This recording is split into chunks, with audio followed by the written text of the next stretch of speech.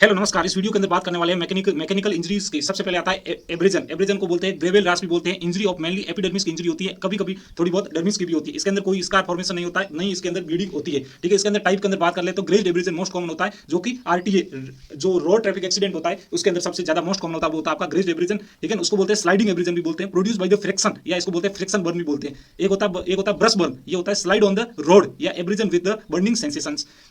देख सकते हो आप, ये है आपका ग्रेज्ड एब्रेजन। ठीक है, उसके बाद में है आपका एपिडर्मल टैग होता है। इसके अंदर डायरेक्शन ऑफ द फोर्स को बताता है। एपिडर्मल टैग होता है वो एक साइड आ जाता है, इस साइड आ गया तो ये डायरेक्शंस ऑफ द फोर्स को बताता है। एपिडर्मल टैग है जो कि डायरेक्शंस ऑफ फोर्स को बताता है। कॉर्नियल एब्रेजन होता है जो कि ग्रीवियस आर्ट होता है। बहुत इंपॉर्टेंट है, कॉर्नियल एब्रेजन है तो आपका कौन सा आर्ट होता है, तो कॉर्नियल एब्रेजन होता है, वो ग्रीवियस आर्ट होता है। तो सबसे पहले अपने एब्रेजन स्टार्ट किया था। एब्रेजन को बोलते हैं ग्रेविल डास बोलते हैं। एपिडर्मिस का होता है मेनली, और कभी कभी डर्मिस का भी होता है। इसके अंदर नहीं तो स्कार बनता है और नहीं इसके अंदर ब्लीडिंग होती है। ग्रेज्ड एब्रेजन मोस्ट कॉमन होता है आरटीए के अंदर। इसको स्लाइडिंग एब्रेजन बोलते हैं। ये फ्रिक्शन से प्रोड्यूस होता है, इसलिए इसको फ्रिक्शन बर्न भी बोलते हैं। एक होता है बर्स्ट बर्न जो कि होता है स्लाइड ऑन द रोड के अंदर, abrasion with the burning sensation के साथ होता है। इनके अंदर एपिडर्मल टैग होता है जो कि डायरेक्शन ऑफ फोर्स को बताता है। कॉर्नियल एब्रेजन होता है वो आपका ग्रीवियस आर्ट होता है।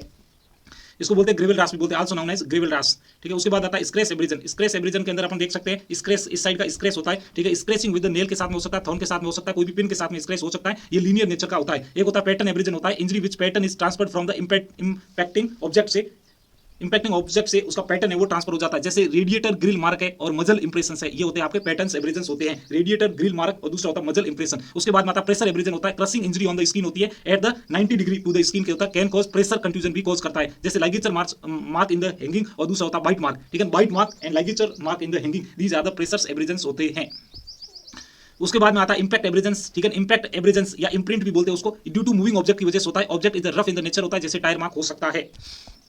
अब बात कर लेते हैं इंपॉर्टेंट है एज ऑफ द एब्रेजन। खास बात है, ये क्वेश्चन पूछा जाता है एज ऑफ द एब्रेजन कैसे निकाला जाता है। सबसे पहले एज ऑफ एब्रेजन के अंदर स्कैब बनता है, ड्राई हो जाता है, लिम्प या ब्लड होता है जो ड्राई हो जाता है उसको बोलते हैं स्कैब। इसके अंदर 12 से 24 घंटे आफ्टर एब्रेजन होता है। उसके बाद में ब्राउन हो जाता है 2 से 3 दिन बाद में। उसके बाद में ब्लैक हो जाता है। Epithelium cover the defect, epithelium होती है वो डिफेक्ट कवर करती है 4 से 7 दिन में, तो ब्लैक हो जाता है। उसके बाद स्कैब बना था वो गिर जाता है, 7 दिन बाद में फॉल हो जाता है। तो एज ऑफ द एब्रेजन बहुत इंपॉर्टेंट है। सबसे पहले स्कैब बनता है जो कि ड्राई लिम्प और ब्लड होता है, 12 से 24 घंटे आफ्टर द एब्रेजन होता है। उसके बाद ब्राउन हो जाता है 2 से 3 दिन बाद में। उसके बाद ब्लैक हो जाता है, एपिथेलियम कवर कर लेती है डिफेक्ट को, ओके 4 से 7 दिन में। उसके बाद स्कैब वो फॉल हो जाता है 7 दिन बाद में।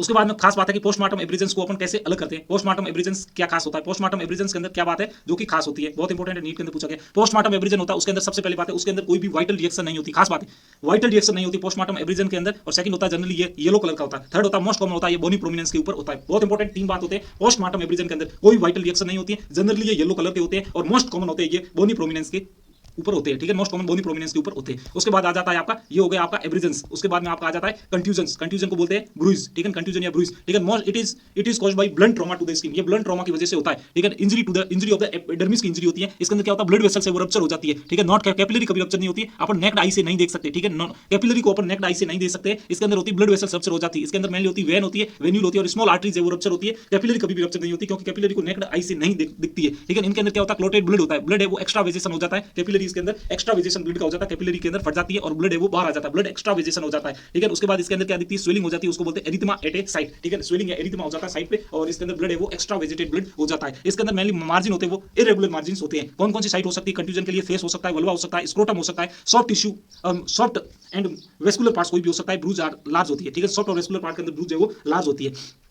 यदि ऑन द थिक स्किन के अंदर जैसे पाम है, सोल है, एब्डोमेन है, इसके अंदर ब्रूज है वो बहुत ही कम विजिबल होती है। जो स्किन थिक है, पाम, सोल, एब्डोमेन, तो ब्रूज है वो अपन को विजिबल कम होगी। और थिन स्किन है तो ब्रूज अपन को इजीली विजिबल होती है, जैसे हेड के ऊपर है, चेस्ट के ऊपर है, चिन के ऊपर है, यहाँ पर अपन को ब्रूज है वो आसानी से दिखती है। ठीक है, इन द चिल्ड्रन और फीमेल के अंदर होती है वो मोर विजिबल होती है। बच्चों के अंदर और महिलाओं के अंदर ब्रूज होती है वो मोर विजिबल होती है। कलर चेंजेस के अंदर बात कर लेते हैं। इसका होता है start at the periphery and goes into the centre. Colour changes होता है सेंटर से, ये होता है पेरिफेरी टू सेंटर की तरफ आता है। इसके अंदर होता है विबग्योर। विबग्योर का आर है वो सबसे आगे आ जाता है, बाकी कलर वही रहता है। सबसे पहले विबग्योर आर आगे, आर का मतलब सबसे पहले हो गया रेड। रेड होता है वो होता है ब्रूज का कलर हीमोग्लोबिन के कारण। उसके बाद आता है वीआई। वीआई का मतलब होता है ब्लू। ठीक है, वीआई का मतलब होता है ब्लू। ब्लू मतलब डीऑक्सी हीमोग्लोबिन की वजह से होता है, ये फ्यू घंटे से 3 दिन तक रह सकता है। उसके बाद आ सकता है आपका बी। बी का मतलब है ब्राउन। ब्राउन होता है वो हीमोसिडेरिन पिगमेंट की वजह से होता है, वो डे 4 पे होता है। उसके बाद हो जाता है जी। जी का मतलब है ग्रीन, वो हिमेटोइडिन की वजह से होता है, वो 5 से 7 दिन के अंदर हो जाता है। उसके बाद है वाई। वाई का मतलब है येलो। येलो बिलिरुबिन की वजह से होता है 7 से 13 दिन बाद में। और उसके बाद ओ का मतलब है ओरिजिनल स्किन कलर, वो आपका 14 दिन बाद में, 2 वीक बाद में ओरिजिनल स्किन कलर आ जाता है। 2 वीक लगते हैं ओरिजिनल स्किन कलर आने में। ठीक है, ओरिजिनल स्किन कलर आने में 2 वीक लगते हैं। तो ये है आपका कलर चेंजेस। देख सकते हो आप कलर चेंजेस क्या क्या हो रहा है। तो इसके अंदर कलर चेंजेस है, स्टार्ट होता है वो पेरिफेरी और गोज टू द सेंटर की तरफ जाता है। रेड होता है वो हेमोग्लोबिन की वजह से होता है, ब्लू होता है वो डिऑक्सी हीमोग्लोबिन की वजह से होता है, ब्राउन होता है वो हेमोसिडेरिन की वजह से होता है, ग्रीन होता है वो होता है बिलीवर्डिन या हिमेटोइडिन की वजह से होता है, और येलो होता है वो बिलीरुबिन की वजह से होता है, और उसके बाद 2 वीक के बाद में ओरिजिनल स्किन कलर आ जाता है। Most useful criteria for the okay dating of a bruise, bruise की डेट के लिए मोस्ट जो खास यूजफुल क्राइटेरिया होता है वो होता है आपका पल्स रिएक्शन, ठीक है, पल्स रिएक्शन होती है वो इसकी खास होती है, पल्स रिएक्शन जो कि इसकी खास होती है। उसके बाद आता था पैटर्न ब्रूज आ जाता है, पैटर्न ब्रूज इसके अंदर होती है बटरफ्लाई ब्रूज, ठीक है, पैटर्न ब्रूज के अंदर सबसे पहले आती है बटरफ्लाई ब्रूज होती है, ये बैटेड बेबी सिंड्रोम या चाइल्ड अब्यूज के अंदर दिखाई देती है। दूसरी होती है सिक्स पेनी ब्रूज होती है, कोइन शेप के अंदर होती है, ये होती है आपकी मैनुअल स्ट्रेंगुलेशन मतलब थ्रोटलिंग के अंदर दिखाई देती है, या फिर child abuse batted baby syndrome के अंदर दिखाई देती है, ठीक है। तो इंपॉर्टेंट है पैटर्न ब्रूज दो टाइप की है, 2 खास पैटर्न ब्रूज होती है, एक होता है आपका बटरफ्लाई ब्रूज होती है, वो आपकी बटरफ्लाई ब्रूज होती है जो कि आपकी बैटेड बेबी सिंड्रोम या चाइल्ड अब्यूज के अंदर दिखाई देती है। दूसरी होती है सिक्स पेनी ब्रूज होती है जो कि कोइन शेप होती है, मैनुअल स्ट्रेंगुलेशन या थ्रोटलिंग के अंदर, और दूसरा है चाइल्ड अब्यूज या बैटेड बेबी सिंड्रोम के अंदर होती है, सिक्स पेनी ब्रूज है ऐसी होती है। उसके बाद आता थर्ड आती है ट्रेम लाइन या रेलवे लाइन ब्रूज होती है जो कि रोड की इंजरी की वजह से होती है, इसको इसमें आता है ब्रूम हैंडल लाठी या लकड़ी से होती है, ठीक है, ब्रूम हैंडल लाठी या लकड़ी से होती है, रेलवे लाइन ब्रूज या ट्रेम लाइन ब्रूज। एक होता है सब कंजक्टाइवल हेमरेज होता है ना, ओनली ब्रूज है नो कलर चेंजेस, ऐसी सब कंजक्टाइवल हेमरेज ये ऐसी ब्रूज है जहां पर सिर्फ ब्रूज होती है कभी भी कलर चेंज नहीं होता है। एक होती है एक्टोपिक ब्रूज होती है, उसको बोलते हैं माइग्रेटरी ब्रूज, खास बात होती है एक्टोपिक या माइग्रेटरी ब्रूज होती है, इसमें होता है site of the impact and bruise are different होती है, ठीक है, डिफरेंट साइट्स होती है, ठीक है, site of the impact and bruise होते हैं वे ऑन द डिफरेंट साइड के ऊपर होते हैं। एंटीरियर क्रेनियल फोसा फ्रैक्चर के अंदर होता है पेरी ऑर्बिटल ब्रूज, ठीक है, एंटीरियर क्रेनियल फोसा फ्रैक्चर होता है वहां होता है पेरी ऑर्बिटल ब्रूज, ये होती है एक्टोपिक ब्रूज या माइग्रेटरी ब्रूज, ठीक है, इसको बोलते हैं रकून आई या ब्लैक आई बोलते हैं, इमेज इसकी खास इंपॉर्टेंट आती रहती है, ठीक है। एंटीरियर क्रेनियल फोसा के अंदर रकून आई या ब्लैक आई होती है वो इमेज आती रहती है। एक होता है मिडिल क्रेनियल फोसा फ्रैक्चर होता है, ब्रूज होता है वो मेस्टोइड टिप पे होता है, इसको बोलते हैं बैटल साइन, ठीक है, बैटल साइन बोलते हैं, ठीक है, बैटल साइन इसको बोलते हैं। उसके बाद होता है डिले ब्रूजिंग, ठीक है, डिले ब्रूजिंग के अंदर ब्रूज है वो अकर्स होती है much later after the impact के बाद में, काफी बाद में आती है, seen in the deep bruise के अंदर दिखती है। Infrared photography used to see them, infrared photography से अपन इसको देख सकते हैं। तो डिले ब्रूज है ये आप फोटो देख सकते हो रकून आई का, ठीक है, रकून आई का फोटो देख सकते हो, एंटीरियर क्रेनियल फोसा फ्रैक्चर के अंदर दिखता है। और मेस्टोइड जो टिप होता है वो दिखता है आपका, मेस्टोइड टिप के ऊपर ब्रूज दिखती है वो आपका बैटल साइन बोलते हैं, बैटल साइन बोलते हैं, और वो आपका दिखता है मिडिल क्रेनियल फोसा फ्रैक्चर के अंदर दिखता है। एक होता है डिले ब्रूज होती है, ब्रूज है seen after much later after the impact, seen in the deep bruise, infrared photography से अपन देख सकते हैं। उसके बाद एक आता है आर्टिफिशियल ब्रूज, इंपॉर्टेंट है आर्टिफिशियल ब्रूज, ये not produce by injury okay but by the plant product, ठीक है, इसको इंजरी से ये नहीं होता है, सिर्फ और सिर्फ प्लांट प्रोडक्ट से होती है। Artificial bruise not produce by injury but by the plant product, ठीक है। इसके अंदर कलर चेंजेस आर एब्सेंट होते हैं, ब्राउन कलर का होता है, ठीक है, इसके अंदर कोई कलर चेंजेस नहीं होता है, वो ब्राउन कलर की ही होती है। जैसे ये प्लबंगो से होती है, सेमा ओके सेमी कार्पस एनाकार्डियम की वजह से, मार्किंग नट की वजह से, या विवालानोल मदार या कैलोट्रोफिस आंकड़ा इनसे अपन ये आर्टिफिशियल ब्रूज बना सकते हैं। तो ये इंजरी से प्रोड्यूस नहीं होती, ठीक है, आर्टिफिशियल ब्रूज है वो इंजरी से प्रोड्यूस नहीं होती है, ठीक है। इसके अंदर कलर चेंजेस होते हैं वो एब्सेंट होते हैं। इसके कौन कौन किससे बना सकते हैं, एक फ्लेमिंगो से बना सकते हो, सेमी कार्पस एनाकार्डियम या कैलोट्रोफिस या मार्किंग नट और आंकड़े से बना सकते हैं। Only present over the accessible part of the body, ये सिर्फ और सिर्फ accessible part of the body में ही प्रेजेंट होगी आर्टिफिशियल ब्रूज। इसके मार्जिन्स होते हैं वो रेगुलर होते हैं, अपने बताया था ब्रूज के मार्जिन नॉर्मली ब्रूज होती है नेचुरल, उसके अंदर इरेगुलर होते हैं, इसके मार्जिन है वो रेगुलर होते हैं। इसके अंदर इचिंग प्रेजेंट होती है और वेसिकल्स भी प्रेजेंट होते हैं, इचिंग प्रेजेंट होगी और वेसिकल भी प्रेजेंट होगी। और इसके अंदर केमिकल टेस्ट करेंगे तो पॉजिटिव आएगा, ठीक है, तो इसके अंदर केमिकल टेस्ट पॉजिटिव आता है, इचिंग प्रेजेंट होती है, वेसिकल प्रेजेंट होते हैं, मार्जिन रेगुलर होती है, only accessible part of the body के ऊपर होती है। और इसको मार्किंग नट से अपन बना सकते हैं, आंकड़ा या कैलोट्रोफी से बना सकते हैं, प्लमिंगो से बना सकते हैं, इनसे अपन ये बना सकते हैं। उसके बाद में आ जाती है आपकी स्टॉर्म किंग, इसके अंदर होता है किंग प्लस जंप से लात मारना वो डूबना, ठीक है, स्टॉर्म किंग करो और जंप करो, किंग और जंप, लात मारना वो कूदना, ठीक है, लात मारना और कूदना होता है स्टॉर्म किंग। एक होता है इंसिजन टेस्ट करते हैं, ठीक है, done for the confirmation of the bruise, differentiate bruise from the hypostasis, ठीक है, हाइपोस्टेसिस और ब्रूज को डिफरेंशिएट करने के लिए अपन टेस्ट यूज करते हैं, वो होता है इंसिजन टेस्ट, नीट के अंदर पूछा गया, खास बात है इंसिजन टेस्ट का यूज करते हैं, done for the confirmation of the bruise, differentiate bruise from the hypostasis. अपन इंसाइज करते हैं स्किन को, तो यहाँ पर क्या होता है, पानी डालते हैं तो यहाँ पर क्लॉट खून होता है वो बाहर निकल चुका है, क्लॉट हो चुका है, तो blood is not washed away, is confirm. यदि अपन पानी डालते हैं ऊपर और वो साफ नहीं होता, इसका मतलब है ब्लड एक्स्ट्रावेसेशन हो चुका है, ब्लड क्लॉट हो चुका है, वो साफ नहीं होगा। यदि साफ हो जाता है तो है आपका तो आपका हाइपोस्टेसिस है, और साफ नहीं होता है तो है आपका ब्रूज है वो कंफर्म हो चुकी है। उसके बाद अपन बात कर लेते हैं लेसरेशन की, मेडिकल टर्म होता है टीयर को बोलते हैं लेसरेशन, ठीक है, इसके अंदर है caused by the heavy blunt force होता है, अपन हेवी वाला ब्लंट फोर्स होना चाहिए। इसके अंदर है स्प्लिटिंग हो जाती है एपिडर्मिस की, डर्मिस की और सबक्यूटेनियस टिश्यू की, ठीक है, इसके अंदर मार्जिन्स होते हैं वो इरेगुलर्स होते हैं। Type of the crushing injury होती है क्रश्ड द टिश्यू ब्रिजेज, ठीक है, टिश्यू के अंदर जो ब्रिजेज है वो क्रश हो जाते हैं, crush tissue bridges and crush the hair follicle, इसके अंदर क्रश हो, खास बात है इसकी, बार क्वेश्चन पूछा जा रहा है। Type of the crushing injury, इसके अंदर है क्रश होते हैं, टिश्यू ब्रिजेज होते हैं वो क्रश होते हैं, टिश्यू फाइबर होते हैं वो क्रश होते हैं, हेयर फॉलिकल है वो क्रश होते हैं। ये देख सकते हो आप एपिडर्मिस और डर्मिस, और इसके अंदर होते हैं बहुत सारे फाइबर, तो जब यहाँ से लगती है तो यहाँ पर टिश्यू फाइबर है वो क्रश हो जाते हैं, एयर फॉलिकल है वो क्रश हो जाते हैं, और टिश्यू ब्रिजेज है वो क्रश हो जाते हैं। एक होता है शोलो टेल्स होती है, okay, tearing of the skin at the end of the laceration, ठीक है, एंड ऑफ द ऐसे मारा एंड ऑफ द लेसरेशन में स्किन का टीयरिंग होती है, उसको बोलते हैं शोलो टेल, ठीक है, शोलो टेल होता है tearing of the skin at the end of the laceration के अंदर टीयरिंग ऑफ द स्किन होती है, उसको बोलते हैं शैलो टेल। एक होती है आपकी scalping and fraying, are example of the laceration, ये लेसरेशन के एग्जांपल है। Scalping and fraying are the examples of the laceration. इसके अंदर क्या होता है, टिश्यू फाइबर्स होते हैं, टिश्यू फाइबर आपने पढ़ लिया, टिश्यू फाइबर या टिश्यू ब्रिजेज मिलते हैं, also known as tissue bridges. Tissue fibre को बोलते हैं टिश्यू ब्रिजेज।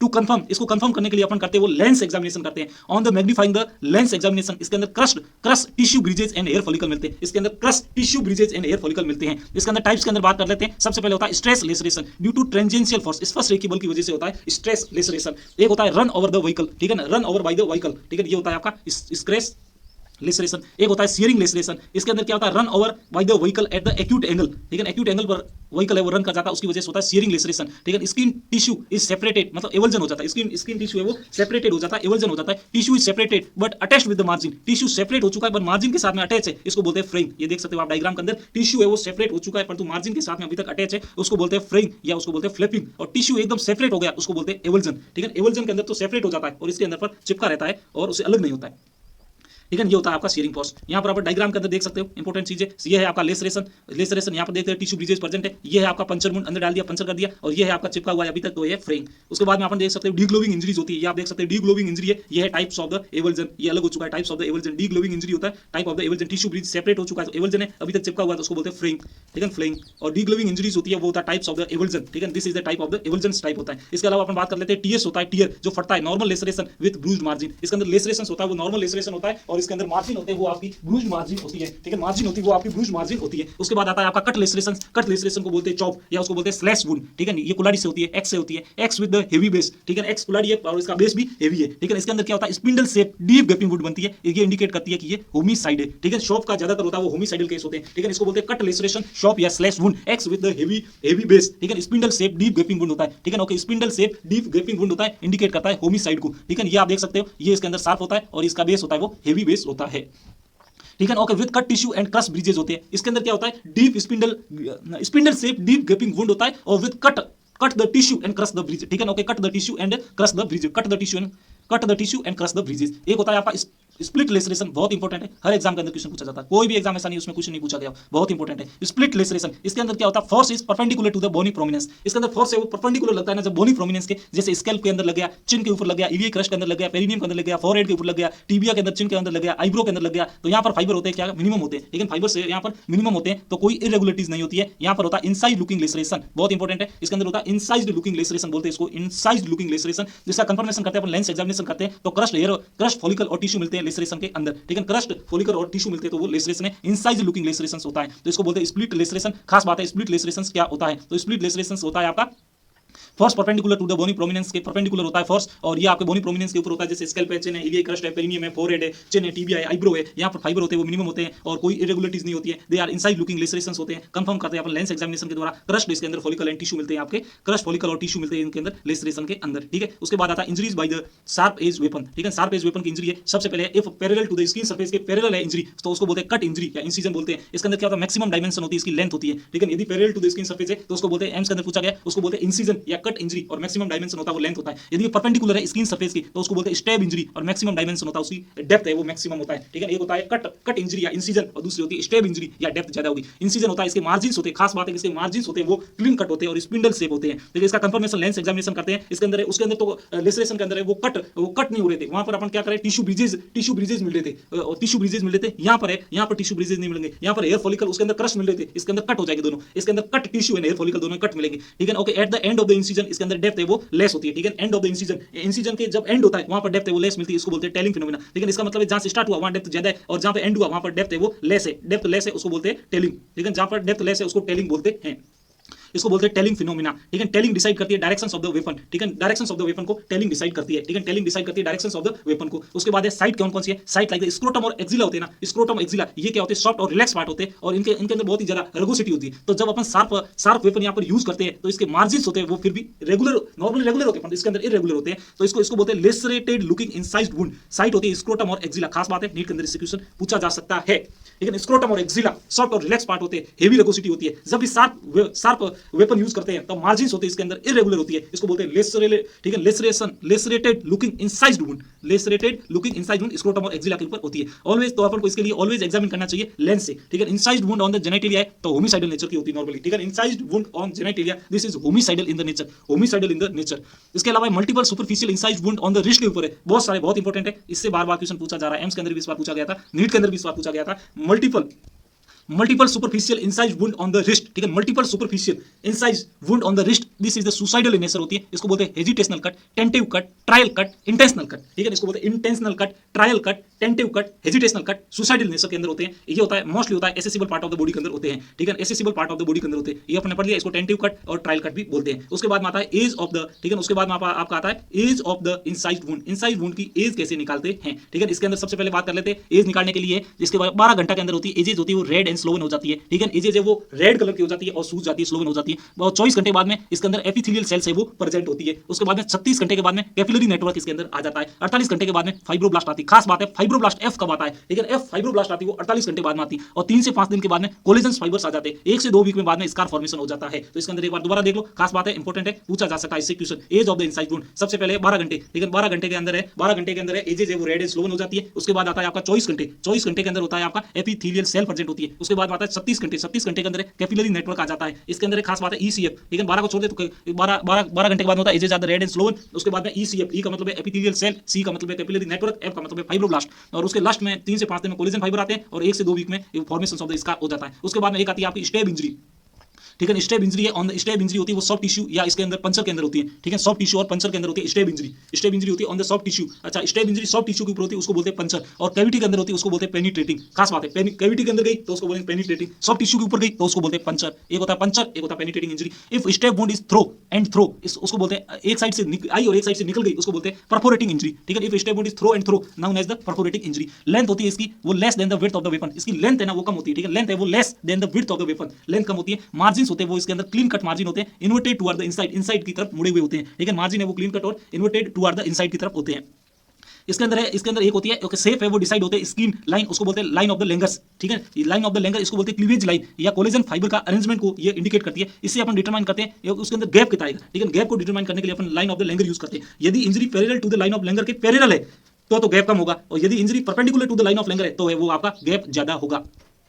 अब सिंगल एज्ड वेपन हो सकता है या डबल एज्ड वेपन हो सकता है। सिंगल एज्ड वेपन है तो उसके अंदर होती है फिश टेलिंग, ठीक है। Weapon as a single sharp edge है due to blunt edge splitting of the, ठीक है। इसके अंदर है ये आप देख सकते हो, इसके अंदर ऐसा बन जाएगा, एक साइड तो शार्प बन जाएगी, दूसरी साइड थोड़ी वो, क्योंकि दूसरी साइड ब्लंट है तो स्प्लिटिंग हो जाएगी। एक साइड शार्प है, दूसरी साइड स्प्लिटिंग है, उसको बोलते हैं fish tailing. Weapon as a single edged weapon okay due to blunt edge splitting of the skin, ठीक है, उसको बोलते हैं फिश टेलिंग।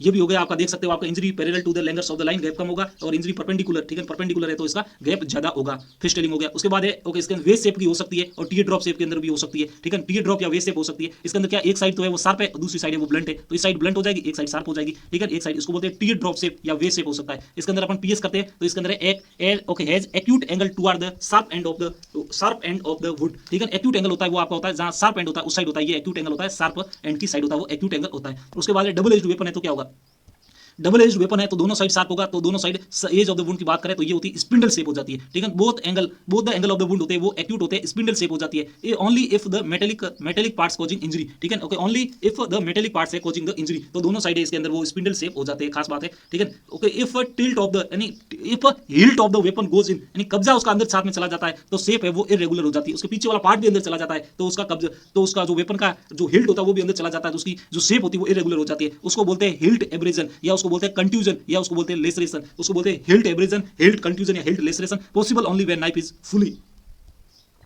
जब नाइफ पूरा अंदर जाता है तब भी होता है okay fully plunged into the body. इसके अलावा अपन इसके अंदर बात कर लेते हैं, ये है आपका इसके अंदर बेवेलिंग, ठीक है। ये है आपकी यहाँ पर ऑब्लिक कट और इसके अंदर होता है शार्प वेपन से होता है और होमिसाइडल इन द नेचर के अंदर होता है, ठीक है। ओके होमिसाइडल, ठीक है, होमिसाइड इन द नेचर के अंदर होता है sharp weapon and homicide in the nature, ठीक है। शार्प वेपन होना वो शार्प होना चाहिए और होमिसाइडल, ठीक है, होमिसाइडल इन द नेचर इसके अंदर होता है ऑब्लिक कट, इसको बोलते हैं बेवेलिंग, ठीक है। ये खास बात होती है। उसके बाद अपन आ जाते हैं mode of the suicide by the step injury, suicide mode of the suicide by the step injury, उसको बोलते हैं 4S, ठीक है, स्टेब इंजरी, ठीक है, step injury mode of the suicide by the step injury, ठीक है। इसके अंदर क्या होता है, इसको बोलते हैं सुसाइडल होता है या ये सेल्फ इन्फ्लिक्टेड होता है, इसको बोलते हैं सेपुकू या हेराकिरी, ठीक है, हेराकिरी या सेपुकू, ठीक है, इसको बोलते हैं सेपुकू या हेराकिरी, सुसाइडल या सेल्फ इन्फ्लिक्टेड होता है, mode of the suicide by the step injury, ठीक है। इसके अंदर है Japanese method of the suicide, ये जापान के अंदर ऐसा सुसाइड होता है, ठीक है। इसके अंदर है स्वॉर्ड मतलब तलवार, strung on the abdomen and intestine come out, evisceration हो जाता है, इसको सिंकोप हो जाता है पेशेंट को और कार्डियक कोलैप्स हो जाता है, ठीक है। तो इसके अंदर mode of the suicide by the step injury, इसको बोलते हैं सेपुकू हेराकिरी, ये सुसाइड या सेल्फ इन्फ्लिक्टेड होता है, जापानीज मेथड होता है सुसाइड का। इसके अंदर स्वॉर्ड है, strung on the abdomen, intestine come out, evisceration, patient को सिंकोप होता है और कार्डियक कोलैप्स हो जाता है। ये आप इसके डायग्राम के अंदर देख सकते हो, शेप ऑफ द स्टेपवुड, ये स्पिंडल शेप है, ठीक है, स्पिंडल शेप दोनों साइड होगा तब होगा। ये आपका है टेलिंग फिनोमेना है, ये आप देख सकते हो डायग्राम के अंदर। और ये आप देख सकते हो तलवार को हेराकिरी है, तलवार को अंदर घुसा दिया और एक साइड से बाहर निकाल दिया, ये सुसाइडल होता है, जापानीज करते सुसाइड। एक होता है concealed punctured wound, these wounds are concealed part of the body, ठीक है, ये वुंड होते हैं वो concealed part of the body के अंदर, जैसे एक्सिला के अंदर हो सकता है, रेक्टम के अंदर हो सकता है, वेजाइना के अंदर हो सकता है, नेप ऑफ द नेक के अंदर हो सकता है, इनर कैंपस ऑफ आई के अंदर हो सकता है, पिथिंग हो सकता है, ठीक है। Okay, wound in the step, ठीक है, उसको बोलते हैं कंसील्ड पंचर्ड वुंड। एक होता है वुंड इन स्टेप इंजरी, ठीक है, ठीक है। ओके, वुंड्स होते हैं वो स्टेप इंजरी के अंदर होते हैं, ठीक है। इसके अंदर होते हैं एक एंट्री वुंड होता है, एंट्री वुंड, और दूसरा होता है एग्जिट वुंड। एंट्री वुंड होता है वो लार्ज होता है और जो एग्जिट वुंड होता है वो होता है आपका स्मॉल होता है, ठीक है। Okay, due to tapering end of the weapon की टेपरिंग एंड से, ठीक है। इसके अंदर एंट्री एंड है वो लार्ज होता है, एग्जिट एंड है वो स्मॉल होता है due to tapering of the weapon. एक होता है डिफेंस वुंड होता है, ठीक है, डिफेंस वुंड होता है ये इंडिकेट करता है होमिसाइडल, ठीक है, होमिसाइड को इंडिकेट करता है। डिफेंस वुंड है वो होमिसाइड को इंडिकेट करता है। वो डिफेंस वुंड नीट के अंदर इस बार भी पूछा गया था 22 के अंदर, ठीक है। इसकी कॉमन साइट होती है वो रिस्ट होती है, ठीक है, कॉमन साइट होती है रिस्ट होती है, नक्कल होती है वो मोस्ट कॉमन होती है, सेकंड नक्कल होती है, ठीक है, रिस्ट है, सेकंड नक्कल है, extensor aspect of the forearm का एक्सटेंसर एस्पेक्ट है, ठीक है, फोआर्म का एक्सटेंसर एस्पेक्ट है, नक्कल होती है, सेकंड मोस्ट कॉमन रिस्ट होती है। इसके अलावा inner aspect of the forearm भी होता है, ठीक है। तो inner aspect of the forearm हो सकता है, outer aspect of the forearm हो सकता है, नकल हो सकती है, रिस्ट हो सकता है। एक होता है self inflicted injury, person causing the self harm, उसको बोलते हैं सेल्फ इन्फ्लिक्टेड इंजरी। एक होता है सेल्फ सफर्ड इंजरी, इसके अंदर है person giving consent to hit by the another person, ठीक है, और दूसरे पर्सन को बोलता है कि मुझे मार, तो वो होता है उसको बोलते हैं सेल्फ सफर्ड इंजरी। और एक खुद करता है कॉजिंग द सेल्फ हार्म, उसको बोलते हैं सेल्फ इन्फ्लिक्टेड इंजरी। एंजाइम्स कौन कौन से enzyme marker after injury first discuss by the enzyme marker को फर्स्ट डिस्कस किया था, वो किया था रेकिलो ने, ठीक है। उसके अंदर कौन कौन से, इसके अंदर आप टीएचएस ओके 4 टी का मतलब है टिश्यू कैथेप्सिन, ये 5 मिनट बाद में आता है। दूसरा होता है सेरोटोनिन, एस का मतलब 10 मिनट बाद में आता है। तीसरा होता है हिस्टामिन, ये 20 मिनट बाद में आता है। एक होता है ए का मतलब है एटीपीएज या स्टेरेज, ये 1 घंटे बाद में आता है। ए का मतलब है एमिनोपेप्टिडेज 2 घंटे बाद में आता है। एक होता है एसिड फॉस्फेटेज 4 घंटे के बाद में आता है। एक होता है एल्कलिन फॉस्फेटेज 6 घंटे के बाद में आता है। एक होता है इविंग पोस्टुलेट, ठीक है, उसका relationship between the trauma and new growth, ठीक है, okay, relationship between the trauma और न्यू ग्रोथ, उसको बोलते हैं इविंग पोस्टुलेट। एक होता है फेलोनी, इसका term given to the serious crime rape या मर्डर इन द यूएस और यूके के अंदर फेलोनी बोलते हैं, ये टर्म है, ठीक है। इसके अंदर एंजाइम्स एक बार नाम याद कर लेना, tissue cathepsin, serotonin, histamine, ATPase, esterase, aminopeptidase, acid phosphatase, alkaline phosphatase, ठीक है, ये होते हैं। उसके बाद आता है the most resistant to the knife penetration, सबसे ज्यादा रेजिस्टेंट होता है वो होता है बोन का होता है। दूसरा कैल्सिफाइड कार्टिलेज का होता है, उसके बाद स्किन का होता है, उसके बाद मसल्स का होता है। ये ऑर्डर पूछा जा सकता है। Okay, most resistant to the knife penetration, सबसे पहले होता है बोन का, उसके बाद होता है कैल्सिफाइड कार्टिलेज का, उसके बाद स्किन का और उसके बाद होता है मसल्स का। एक होता है leucocyte infiltration into the wound, ये होता है आपका 4 से 12 घंटे के अंदर होता है, ठीक है, leucocyte infiltration into the wound, ठीक है, leucocyte infiltration into the wound होता है, ये होता है 4 से 12 घंटे के अंदर। यदि पॉजिटिव और नेगेटिव वाइटल रिएक्शन दोनों है वो एंटीमार्टम वुंड है, ठीक है। इसके अंदर एंजाइमेटिक एक्टिविटी इंक्रीज की वजह से पॉजिटिव होता है, एंजाइमेटिक एक्टिविटी डिक्रीज हो जाती है उसकी वजह से नेगेटिव होता है। बोथ पॉजिटिव और negative vital reaction seen in antemortem wound. तो एंटीमार्टम वुंड है उसके अंदर वाइटल रिएक्शन पॉजिटिव भी हो सकती है और वाइटल रिएक्शन नेगेटिव भी हो सकती है। एंजाइमेटिक एक्टिविटी ज्यादा है तो पॉजिटिव होती है, एंजाइमेटिक एक्टिविटी कम है या नहीं है तो नेगेटिव भी हो जाती है। उसके बाद में टॉर्चर के अंदर आईपीसी 330 होती है, 330 आईपीसी होती है, वो टॉर्चर के लिए होती है। First define in the Tokyo के अंदर declarations of the Tokyo examine of the torture patient होता है। इसके अंदर होता है protocol of the okay Istanbul, ठीक है, examinations of the torture patient होता है protocol of the Istanbul. First declarations in the Tokyo, declaration of Tokyo. IPC इसके अंदर होती है 330 होती है टॉर्चर के लिए। Most common types of the torture होता है बीटिंग या मारना। उसके बाद टाइप्स ऑफ द बीटिंग के अंदर बात कर लेते हैं। बीटिंग ऑन द सोल के अंदर बीटिंग करते हैं, उसको बोलते हैं most common type of the beating होती है। इसको बोलते हैं फेलंगा या उसको बोलते हैं बेस्टिनाडो, ठीक है, इसको बोलते हैं फेलंग, ठीक है, ओके, फेलंगा या बेस्टिनाडो बोलते हैं। सोल के अंदर बीटिंग करते हैं उसको बोलते हैं फेलंगा या बेस्टिनाडो। एक कान के ऊपर मारते हैं उसको बोलते हैं टेलीफोनो, एब्डोमेन के ऊपर मारते हैं उसको क्विरोफेनो, और लंबे समय तक खड़ा रखते हैं, फोर्सफुली स्टैंडिंग करते हैं उसको बोलते हैं ईल ओके प्लांटन। और एक होता है पिकाना, होता है इलेक्ट्रिक टॉर्चर करते हैं उसको बोलते हैं पिकाना या उसको बोलते हैं कैटल प्रोड, ठीक है, कैटल प्रोड या पिकाना। एक होता है ड्राई सबमेरीन, इसके अंदर क्या करते हैं surrounding the neck plastic bag इस टाइप, ठीक है, उसके सिर के ऊपर नेक के चारों तरफ एक प्लास्टिक बैग बांध देते हैं जिससे उसको सांस नहीं आता, उसको बोलते हैं ड्राई सबमेरीन, ठीक है, ड्राई सबमेरीन। और इसकी वजह से पेशेंट को क्या होता है सफोकेशन होता है, उसको बोलते हैं ड्राई सबमेरीन, इंपॉर्टेंट है। एक होता है वेट सबमेरीन, इसके अंदर है वेट सबमेरीन के अंदर है कि उसका हेड है वो पानी के अंदर डुबो दिया जाता है, उसको बोलते हैं, ठीक है, okay, first immersion of the head पानी के अंदर, तो उसको वेट सबमेरीन, और उसको प्लास्टिक बांध दिया उसको बोलते हैं ड्राई सबमेरीन। एक होता है हॉट मेटेलिक रोड है वो एनल कैनाल के अंदर घुसा दी जाती है उसको बोलते हैं ब्लैक सेव, ठीक है, उसको बोलते हैं ब्लैक सेव। एक होता है मिर्ची घुसा दी जाती है एनल कैनाल के अंदर उसको बोलते हैं बेलेरी, ठीक है। एक होता है पैरोट पर्च, इंपॉर्टेंट है, इससे क्वेश्चन पूछा जाता है पैरोट पर्च क्या होता है, ठीक है। इसके अंदर क्या होता है, इसके अंदर है okay hand and wrist are bound to the ankle, ठीक है, हैंड और रिस्ट को और रॉड के ऊपर उसको लटका दिया जाता है, नी के थ्रू सस्पेंडेड कर दिया जाता है, उसको बोलते हैं पैरोट पर्च, इंपॉर्टेंट है। एक होता है स्ट्रापाडो, इसमें इसके अंदर क्या होता है hands are bound behind and body suspended, उसको बोलते हैं सॉर्स, स्ट्रापिडो या सॉर्स पोजीशन के अंदर पेशेंट हो जाता है। एक होता है आपका एक होता है आपका pressures on the trachea will cause positional asphyxia, trachea के ऊपर प्रेशर पड़ता है उसको बोलते हैं, ठीक है ना, ओके, पैलेस्टीनियन हैंगिंग या उसको बोलते हैं क्रूसीफिक्शन। एक होता है Jeff Naik position, Jeff Naik position आप डायग्राम के अंदर देख सकते हैं, जेफ नाइक पोजीशन होता है, अच्छा ये इसी का नाम है शायद, जेफ नाइक पोजीशन कोई बोलते हैं, ठीक है ना, ओके, पैलेस्टीनियन हैंगिंग या उसको बोलते हैं क्रूसीफिक्शन। इसके अंदर क्या ट्रैकिया के ऊपर प्रेशर मिलता है, इसकी वजह से इसके अंदर पोजिशनल एस्फाइक्सिया होता है, ठीक है, पोजिशनल एस्फाइक्सिया होता है, ये इंपॉर्टेंट है, जेफ नाइक पोजीशन। बात करने वाले हैं बैलिस्टिक्स की। इसके अंदर होते हैं बुलेट फिंगरप्रिंट के अंदर होते हैं प्राइमरी प्लस सेकेंडरी दो तरह की मार्किंग होती है, primary marking plus secondary marking, इसके अंदर दो तरह की मार्किंग होती है। सबसे पहले कहते हैं स्टडी ऑफ द फार्म को बोलते हैं बैलिस्टिक्स, इसके फादर्स ऑफ द बैलिस्टिक्स होते हैं केल्विन गोडार्ड इसके है। उसके बाद इसकी नॉर्मल स्ट्रक्चर्स देख सकते हैं, बेसिक स्ट्रक्चर, ये आपका ट्रिगर्स होता है, ये बेरेल होता है, इसके अंदर होता है वो इंटरनल, इसको इंटरनल बैलिस्टिक्स बोलते हैं, बाहर वाली को एक्सटर्नल बैलिस्टिक्स बोलते हैं, इस एंड को मजल एंड बोलते हैं, और ये जाता है आपका टारगेट या terminal ballistics, effect on the target को बोलते हैं टर्मिनल बैलिस्टिक्स, ठीक है। उसके बाद ये बैलिस्टिक्स से दो टाइप की होती है, एक होता है राइफल्ड फायरआर्म, दूसरा होता है स्मूथ बोर वेपन। सबसे पहले होता है राइफल्ड फायरआर्म होता है, इसके अंदर होते हैं, ये देख सकते हैं, इसके अंदर स्मूथ नहीं होते, अंदर लैंड होते हैं और लैंडों के बीच में होती है वो गुरु होती है, ठीक है। इसके अंदर है distance between the two opposite land, दो ऑपोजिट लैंड के बीच में जो डिस्टेंस होती है उसको कैलिबर बोलते हैं, ठीक है। इसके अंदर फायर होता है वो आपका सिंगल बुलेट होती है, वो फायर होती है, एक ही सिंगल बुलेट फायर होती है, आपस में कोई कॉन्टैक्ट नहीं होता ईच अदर।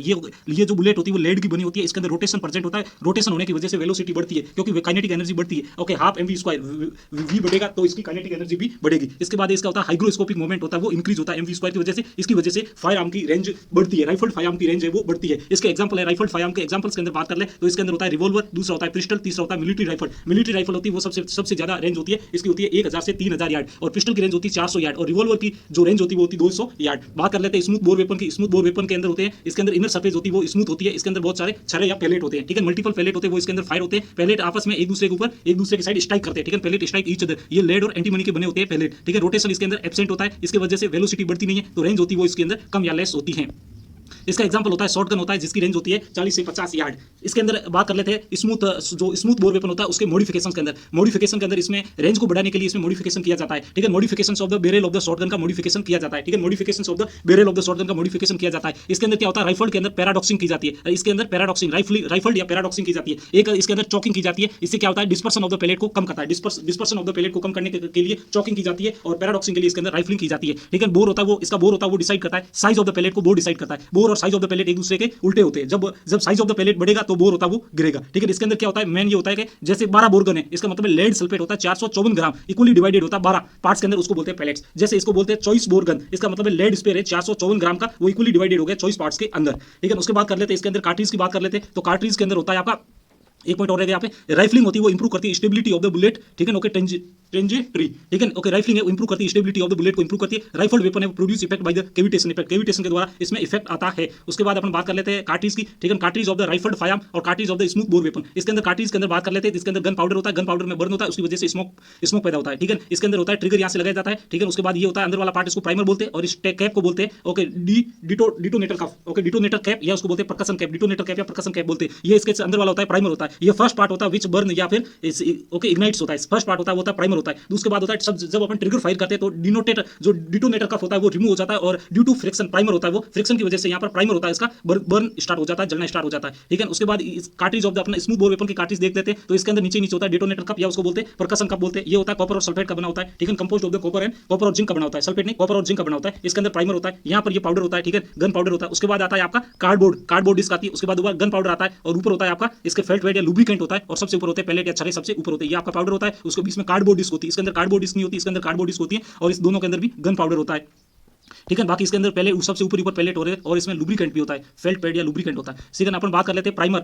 जो कंपोजिशन ऑफ द प्राइमर का क्या क्या कंपोजिशन होता है, तो इसके अंदर होता है सबसे पहले होता है ब्लास्ट, BLAST ब्लास्ट, बी का मतलब होता है बेरियम नाइट्रेट, और एल का मतलब होता है, बी का मतलब होता है बेरियम नाइट्रेट, एल का मतलब होता है लेड, और एस का मतलब होता है एंटीमनी सल्फाइड, ठीक है, एंटीमनी सल्फाइड, और टी का मतलब होता है टेट्रासिन, ठीक है, टी का मतलब होता है टेट्रासिन, एस का मतलब होता है एंटीमनी सल्फाइड, और एल का मतलब होता है लेड, बी का मतलब होता है बेरियम नाइट्रेट। उसके बाद होता है गन पाउडर होता है वो बर्न करता है, ठीक है, प्रोडक्शन ऑफ स्मोक का प्रोडक्शन करता है, प्रेशर इंक्रीज हो जाता है इन द क्लोज कंपार्टमेंट के अंदर, और इसके अंदर बुलेट या पैलेट होते हैं वो बहुत फायर हो जाते हैं, ठीक है, डायग्राम देख सकते हैं। उसके बाद types of the gun powder, ठीक है, गन पाउडर के टाइप है, सबसे पहले होता है black gun powder. Black gun powder का कंपोजिशन होता है KNO3 पोटेशियम नाइट्रेट 75% जो कि ऑक्सीडाइजिंग होता है। दूसरा होता है चारकोल जो कि 15% होता है, ये आपका बाइंडिंग के रूप में यूज होता है। उसके बाद होता है थर्ड पार्ट होता है सल्फर 10% होता है जो कि फ्यूल के रूप में यूज होता है। तो सल्फर है फ्यूल के रूप में होता है, चारकोल है बाइंडिंग के रूप में यूज होता है, और KNO3 ऑक्सीडाइजिंग एजेंट के रूप में यूज होता है। उसके बाद होता है स्मोकलेस, ठीक है, स्मोकलेस गन पाउडर भी होता है जो कि बेटर गन पाउडर होता है। स्मोकलेस भी होता है गन पाउडर जो कि बेटर गन पाउडर होता है। उसके बाद अपन बात कर लेते हैं स्मोकलेस गन पाउडर की। इसके अंदर सिंगल बेस का होता है, तो नाइट्रो NC नाइट्रो सेलुलोज का होता है, डबल बेस का होता है तो नाइट्रोसेलुलोज के साथ में नाइट्रोग्लाइसरीन भी मिला दिया जाता है, ट्रिपल बेस का होता है उसके अंदर नाइट्रोसेलुलोज नाइट्रोग्लाइसरीन के साथ में ओके नाइट्रोग्वानिडीन भी मिला दिया जाता है। तो तीन होते हैं। सिंगल बेस के अंदर होता है आपका, सिंगल बेस के अंदर होता है नाइट्रोसेलुलोज, डबल बेस के अंदर होता है नाइट्रोसेलुलोज प्लस नाइट्रोग्लाइसरीन, ट्रिपल बेस के अंदर होता है नाइट्रोसेलुलोज नाइट्रोग्लाइसरीन प्लस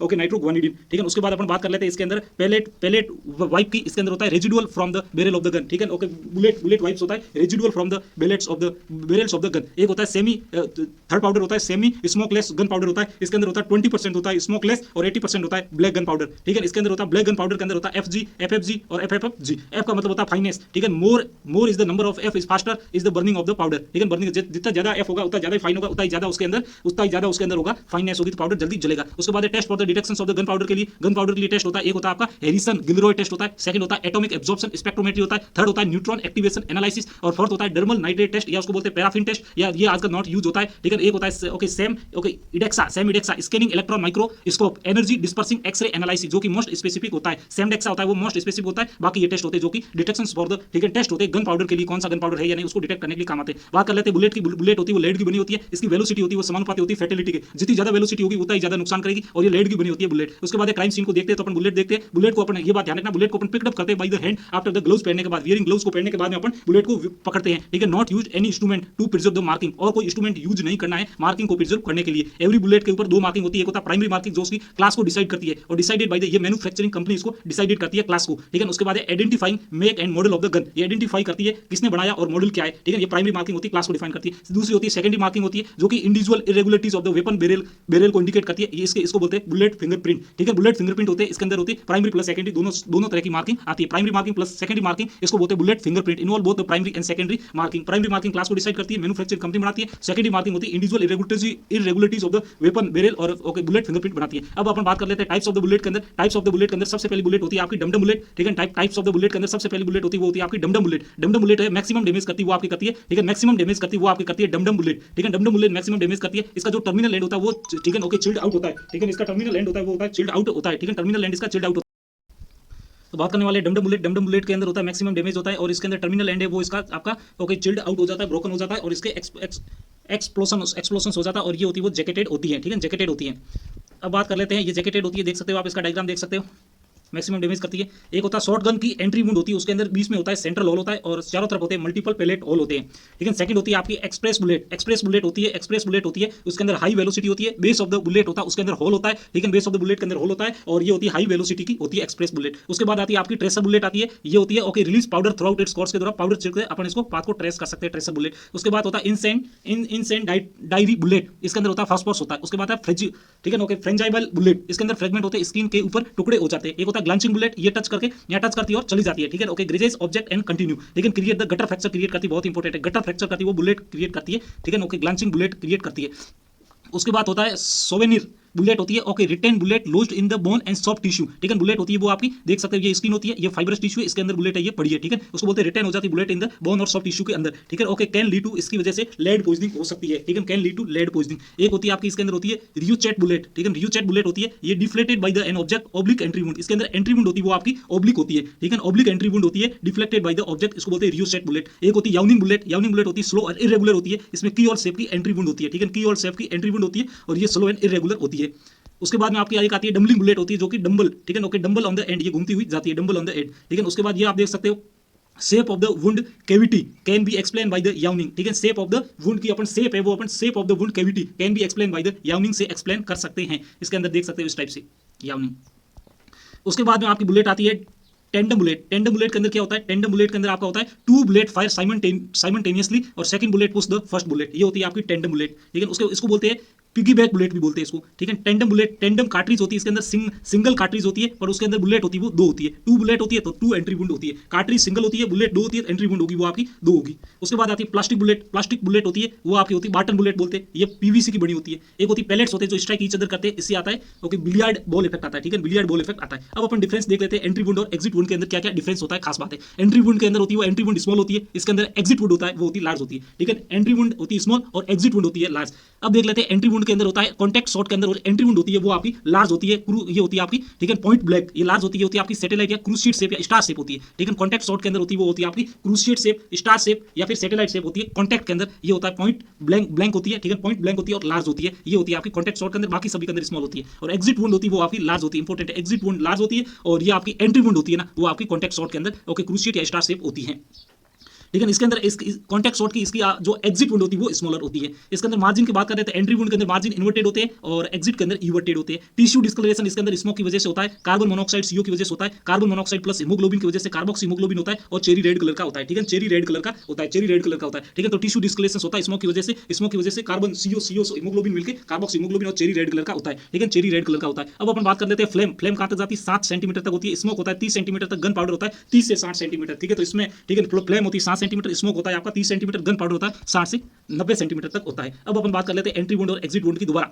एंट्री वुंड के अंदर राइफल्ड की जो एंट्री वुंड होती है ना, इसके अंदर कॉलर्स होते हैं, सबसे अंदर होता है एंट्री वुंड, उसके एंट्री वुंड के ऊपर होता है ग्रीस कॉलर और बाहर में होता है एब्रेजन कॉलर, ठीक है। तो ग्रीस कॉलर और एब्रेजन कॉलर ये होते हैं वो लुब्रिकेंट की वजह से होते हैं, ठीक है, ग्रीस कॉलर और एब्रेजन कॉलर ये लुब्रिकेंट की वजह से होते हैं, ठीक है। सबसे पहले होता है एंट्री वुंड सराउंडेड करती है ग्रीस कॉलर, ठीक है, एंट्री वुंड के ऊपर होता है ग्रीस कॉलर और grease okay surrounding grease collar है, एब्रेजन कॉलर है वो ग्रीस कॉलर को सराउंडेड करता है। एब्रेजन कॉलर है वो डायरेक्शंस ऑफ द बुलेट को डिसाइड करता है, ठीक है, डायरेक्शंस ऑफ द बुलेट को एब्रेजन कॉलर सबसे बाहर वाला होता है, एब्रेजन कॉलर वो डायरेक्शन ऑफ द बुलेट को इंडिकेट करता है, ठीक है। इसके डायग्राम के अंदर देख सकते हो, अंदर ही अंदर एंट्री वुंड है, उसके बाद में आपका ग्रीस कॉलर है, सबसे बाहर होता है abrasion collar directions of the bullet को इंडिकेट करता है, ठीक है। और ग्रीस कॉलर के बाद होता है एब्रेजन कॉलर, ठीक है। उसके बाद में आता है जो ग्रीस कॉलर होता है, ये रिलायबल साइन होता है एंट्री वुंड का, इंपॉर्टेंट है, रिलायबल साइन कौन सा होता है, एंट्री वुंड का। ग्रीस कॉलर होता है, एब्रेजन कॉलर होता है, तो ग्रीस कॉलर होता है reliable sign of the entry wound होता है, और जो एब्रेजन कॉलर होता है वो आपका डायरेक्शंस ऑफ द बुलेट को इंडिकेट करता है, ग्रीस कॉलर आप देख सकते हो। सेकंड अपन शॉर्ट गन की एंट्री वुंड देख लेते हैं, बहुत इंपॉर्टेंट है, हर एग्जाम के एक क्वेश्चन आता रहता है, बहुत ही इंपॉर्टेंट है।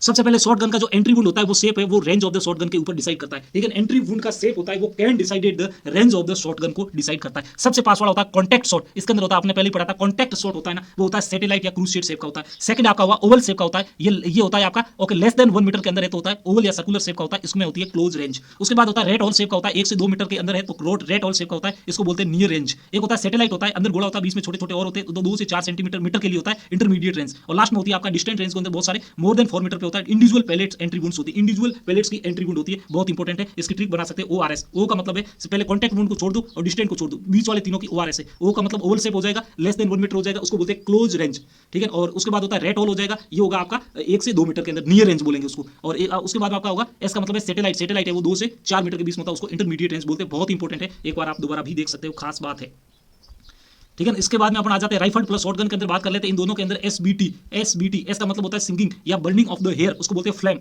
ठीक है। दूसरा होता है बी ब्लैकनिंग होता है, वो smoke of the gun powder की वजह से होता है। एक टैटूइंग होती है वो अनब्रेंट गन पाउडर की वजह से होती है, उसको बोलते हैं पेपरिंग, ठीक है। ये सब होता है एंट्री वुंड के ऊपर, ठीक है। SBT एस का मतलब है सिंगिंग या बर्निंग ऑफ द हेयर, उसको बोलते हैं फ्लेम। बी का मतलब होता है ब्लैकनिंग होती है वो smoke of the gun powder की वजह से होती है। टी का मतलब होता है टैटूइंग, जो अनब्रेंट गन पाउडर की वजह से होती है, उसको पेपरिंग भी बोलते हैं। सिंगिंग या burning of the hair flame होती है, इसकी रेंज होती है लेस देन 15 सेंटीमीटर के अंदर, ठीक है, range up to the 15 centimetre के अंदर होने पर भी पर होती है, ठीक है। अब अपन बात कर लेते हैं टैटूइंग और ब्लैकनिंग को डिफरेंशिएट कैसे करना है। अपन इसको वाइप करते हैं विद वेट क्लॉथ के साथ में, यदि वाइप अवे नहीं हो रही है तो है टैटूइंग, और अवे हो जाती है तो है ब्लैकनिंग, खास बात है।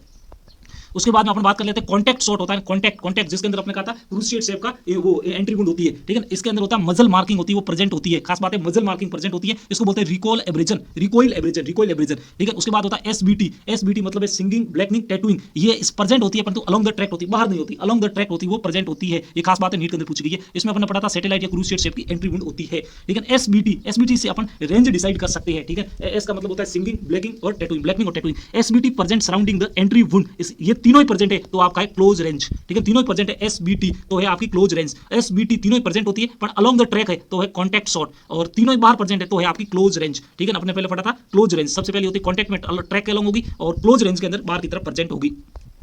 उसके अंदर अपन बात कर लेते हैं खास चीज है SBT, ठीक है ना, ओके। SBT क्लोज रेंज के अंदर तीनों ही प्रेजेंट होगी। B और T ब्लैकनिंग और टैटूइंग प्रेजेंट होती है, वो नियर रेंज के अंदर प्रेजेंट होती है। सिर्फ टैटूइंग प्रेजेंट होती है, वो इंटरमीडिएट रेंज के अंदर प्रेजेंट होती है। और SBT तीनों ही एब्सेंट होती है तो डिस्टेंट रेंज होगी, ठीक है। तीनों ही एब्सेंट है, सिंगिंग भी एब्सेंट है, ब्लैकनिंग भी एब्सेंट है और टैटूइंग भी एब्सेंट है तो होगी डिस्टेंट रेंज। सिर्फ टैटूइंग है तो इंटरमीडिएट रेंज, सिर्फ ब्लैकनिंग और टैटूइंग है तो है ओके नियर रेंज, तीनों ही प्रेजेंट है तो है क्लोज रेंज, तीनों ही अलोंग द ट्रैक प्रेजेंट है तो आपकी होती है कॉन्टैक्ट शॉट, ठीक है, खास बात है। और ये सभी चीजें टैटूइंग सिंगिंग अपने एग्जिट वुंड के अंदर नहीं होती है, ठीक है। SBT एब्सेंट होती है एग्जिट वुंड के अलोंग, तो ये खास बात है, पूछी जा सकती है। उसके बाद में अपन आ जाते हैं रेंज की बात कर लेते हैं, ठीक है। रेंज के अंदर अपन बात कर लेते हैं इसके अंदर कौन सी क्या क्या होती है। तो इसके अंदर सबसे पहले होता है पिस्टल और रिवॉल्वर, उसके बाद होता है राइफल और शॉटगन। सबसे आगे पीछे पीछे सबसे पहले होता है पिस्टल और रिवॉल्वर, उसके बाद होती है पिस्टल और रिवॉल्वर, उसके बाद होती है राइफल, उसके बाद होती है शॉटगन, ठीक है। इसके अंदर होती है बर्निंग और सिंगिंग। सबसे पहले पहले अपने कहा था फ्लेम, फ्लेम में एसबीटी, फ्लेम प्रेजेंट है, इसका मतलब एसबीटी तीनों प्रेजेंट है, क्लोज रेंज है। और दूसरा आपने कहा था ब्लैकनिंग, वो दुगुना पे होगी, दूरी होगी वो इसकी दुगुना होगी, और इसकी में होगी वो टैटूइंग के अंदर 3 गुना, 2 से 3 गुना दूरी होती है। इसके अंदर ओनली टैटूइंग है तो इंटरमीडिएट रेंज हो जाएगी, बी और टी है तो नियर रेंज हो जाएगी, ठीक है। 1 इंच के अंदर होता है 1 इंच के अंदर 2.5 सेंटीमीटर होता है, ठीक है। पिस्टल और रिवॉल्वर के अंदर होती है बर्निंग की 3 इंच, और इधर होगी, इधर वापस डबल करते जाओ,